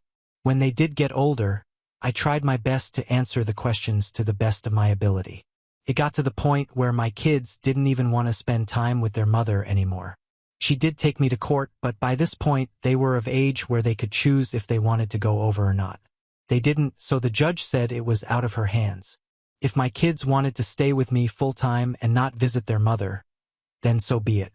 My ex was not happy with this and blasted me over social media as one does, but I ignored it because it was beneath me to pay any attention to it.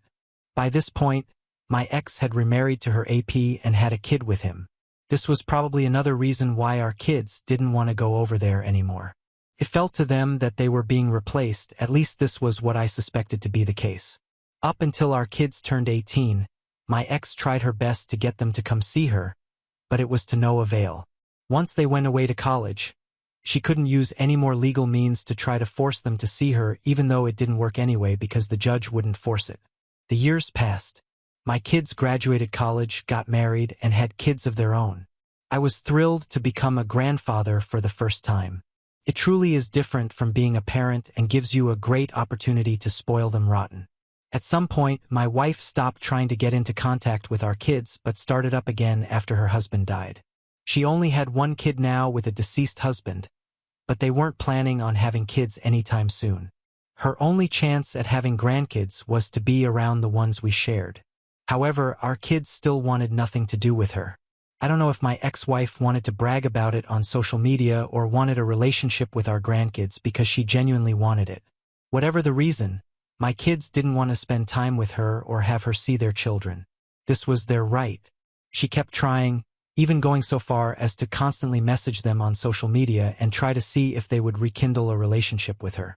If she had left things well enough alone and at least apologized, which she never did I might add, to them, then it might have worked in her favor.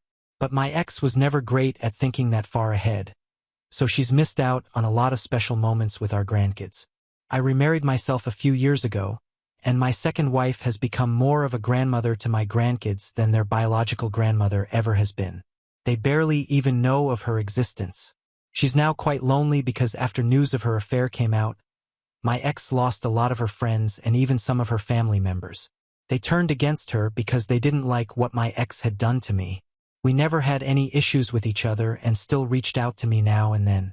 I wasn't as close to them as I once was, but we continued to talk to each other a few times a year. While I have a rich family life, my ex is now a bitter and lonely widow. From what I have heard, even her child with her deceased husband isn't very close to her. They have distanced themselves from my ex for some reason. I didn't care to know why, but I could come up with a few reasons why they would do that. Had my wife not stepped outside our marriage, she wouldn't be facing her golden years alone and with no kids or grandkids to share it with. I didn't have an ounce of pity for her because she made her bed, and she was going to have to continue to lay in it until she took her last breath. Now on to the next story. Story 13. Caught my wife cheating on our son's birthday, so I exposed her 2-year affair, destroyed her lover's life and career, and initiated a brutal divorce. It all happened some time ago. I was advised by a dear friend of mine to share the story of my divorce on here. Sorry if I text funny, it's my first time here. I'm 37M and my wife is 31F. It all started a few years ago. I believed we were happy. We were your average suburban couple. Although having been together for a very long time now, I never anticipated this. We didn't have many problems in our marriage. Even before we got married, we had a fairly open relationship without any issues or hiccups. We were financially secure, had a healthy sex life, and we loved and respected each other. We have 2 kids, 16F and a 9-year-old. I thought we had a healthy social life. We were going through one of your typical married couple's rough patches. We both were working long hours and not spending enough time together, and it was affecting our marriage. Also was the fact that I noticed that she was spending a lot more time on her phone, texting with her girlfriends. I didn't think much of it until she started to become super protective about her phone and even started acting cold towards the kids and me. All these were red flags which I didn't like. So I started to make a much more concerted effort to get out of work when I could, help around the house, spend some time with her, and be more emotionally available. But over the course of a few weeks, the gulf just kept getting wider. She seemed even more detached. I discovered the affair on the night of our son's 8th birthday. We had everyone over, family, friends, and even colleagues. It was a full house. Her parents were there too. We were all having fun. When it was time for my son to blow out the candles, she gave me her phone to take a picture of her, my son, her friends, and her parents. Just as I steadied myself for the photo, a text message popped up. It read, "I love you very much, baby. I miss you." I don't know how long I froze, but it must have been more than a minute. "I miss you." My ex-wife's voice brings me back to reality. I smiled and took the photo. I commend myself for how I acted that night. I kept calm and smiled, but my mind raced. The number wasn't saved on her phone, so I had no way of knowing who it was. My ex was cheating on me. With who? How long had the affair gone on? Was she sleeping with him? I mean, of course they were. Later that night, after we were done cleaning up, I put the kids to bed and went to bed. She was fast asleep. The party had worn her out. I snuck her phone from under her pillow and went to the bathroom. I checked her emails and her texts. Everything. I tried her messenger, but I didn't know the password. I couldn't find the number, and she deleted the texts. She was careful. No wonder I hadn't noticed it. I went back to bed angry and frustrated, staring at the woman I had been loyal to for years. I swore I would get to the bottom of some days later. I came home early to spend some time with the kids. She was out grocery shopping. I decided to charge the kids' phone. It's her old phone we left for the kids in case of emergencies. My 8-year-old son uses it to watch Sid the Science Kid. As I charged it, I decided to take a look where I accidentally discovered that her Messenger Facebook was still logged in. I entered, and I found a lot of sex messages between my wife and a guy named Lewis.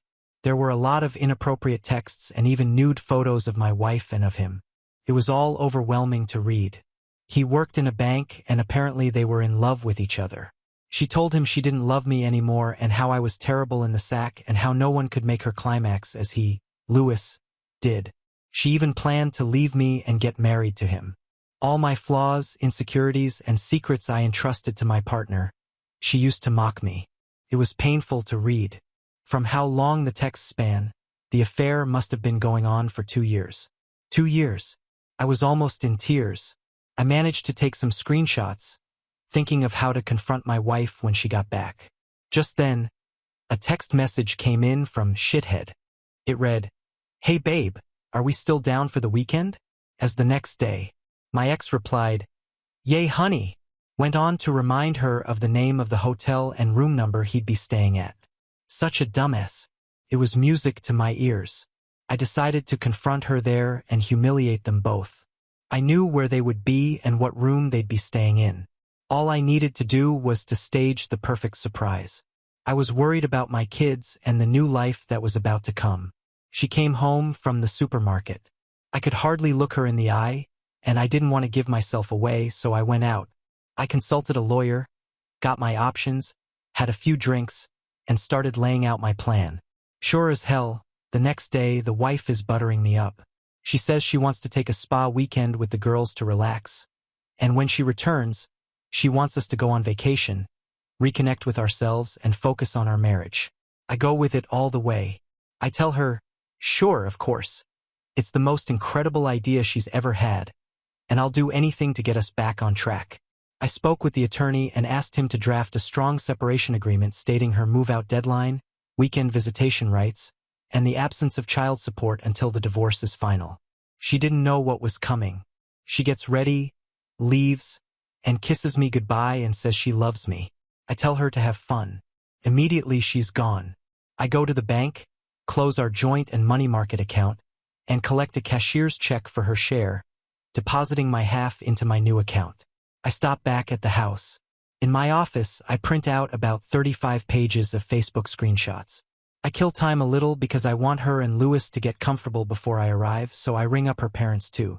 I tell them I would love them to accompany me to a surprise. They are worried at first and want to know what the surprise is, but I calm them down and talk them into coming. I was also able to contact Lewis's wife through his Facebook, and she wasn't that hard to find. I tried calling at first, but there was no answer, so I drove down to her address, and I explained to her what was going on. She broke down at first, but she agreed to come. We got to the hotel at about 12:30. Her parents had gotten there first. We go straight up to their room. Her parents are still confused. They're asking if everything is all right and where was my wife. They have no idea what's going on or who Lewis's wife is. Calmed them. We got to their room. I knocked and said I was the hotel's manager and that I would like to speak with Lewis. The door opens and out comes Shithead, tying only a towel. I can't forget the look on his face. He goes white. He tries to talk when his wife strikes him hard on the face and walks off. He goes after her. Then I hear my wife call from inside. She asks, "Who is it, babe?" I go in with her parents to find my wife with only a towel on. She turns white as she sees us. She starts to cry, and her mother joins in. I guess she's supposed to be her parents' golden child. She starts spewing, saying, "It's not what it seems," etc. I tell her I'm not here to argue. I hand the divorce papers to her, and I also give her the printed out texts. I told her I was emailing it to everyone we knew, and I would hand it to our daughter so she would see the monster her mother was. She broke down. I knew she'd be worried about her professional image and her image before her kids. I gave her the check for half of the money market account, and I told her I'd withdrawn my half of the money from all the other joint accounts. It was enough to get a place of hers. She started to cry some more. Her parents were silent and in tears. They went to stand in the lobby. I could almost see the different thoughts and waves of emotions going through her. She asked why I would do this to her, but we both know she brought this on herself. I tell her I expect her to sign the papers and leave them at the house when she comes to get her stuff. I started to leave. I told her she could continue to have fun with Lewis. I leave and apologize to her parents. I'm really sorry they had to see this. They understand and advise that we both see a marriage counselor before any decision is made. But my mind is made up. On my way out, I pass Lewis and his wife having a fit downstairs. I smile a little. Serves the bastard right. We both exchange a few heated words. He asks if I'm happy, and I scream, yes. I got in my car. I started to cry, but I managed to get myself together enough to drive off. I have no idea what she did that evening or over the weekend, but she repeatedly texted and called me asking to talk. I turned off the phone. She came on Monday to have a talk with the kids, basically saying, Mommy and Daddy need some time apart. We still love you, etc., etc. She then apologized some more and said she wanted her family back. She didn't know what she was doing, etc. I have no intention of ever taking her back. She betrayed me. I also got a call later from Mrs. Lewis. She thanked me for coming to her, etc., etc., and we're very good friends now. She also filed for a divorce. I like her. We went to court and I think the judge felt sorry for me. He asked for statements from the kids and who they wanted to stay with. They both chose to stay with Dad in the house they grew up in. My ex cried when the divorce was finalized. I got the house and had to buy out some of her equity, which wasn't much of a problem. I also got primary custody of the kids. The kids are happy and doing fine. She still calls saying we should get back together, but that is never going to happen. Update. Hi. I thought I'd give an update since a lot of people have been personally messaging me asking for one. Thank you to everyone who reached out to me after my first post. It's been some months since the divorce. I'm doing fine and settled in nicely with the kids. The atmosphere around the house has been weird to say the least. The living room has turned into a desert island that no one frequents, as we all spent the majority of our time there as a family. Even the kids seem to avoid it too. I've also intentionally been working late a lot so I don't have to think too much of it. I've been completely ignoring her, but after reading about the 180, I have started implementing that and been civil, if a little cold towards her. I'm so glad I did this as I was beginning to feel like a monster refusing to acknowledge her existence. And everything I did, it was not the right way to behave, and I ended up feeling like the one who had wronged her rather than the other way about. The only time I broke from the 180 was when I walked into the bathroom last weekend. She was over to see the kids, and I found her sitting on the floor by the bath crying. I helped her up and instinctively gave her a hug, though it was more of a there type hug than one with much love attached to it. The sad thing is that I'm so suspicious of her now that I wouldn't put it past her to be waiting on me coming in so she could put on a performance. I'm completely over my ex, though she comes over to see the kids occasionally. She's been crowing about how she'll do anything and everything to save this marriage. Anything to prove to me that it was just a silly mistake. She looks terrible.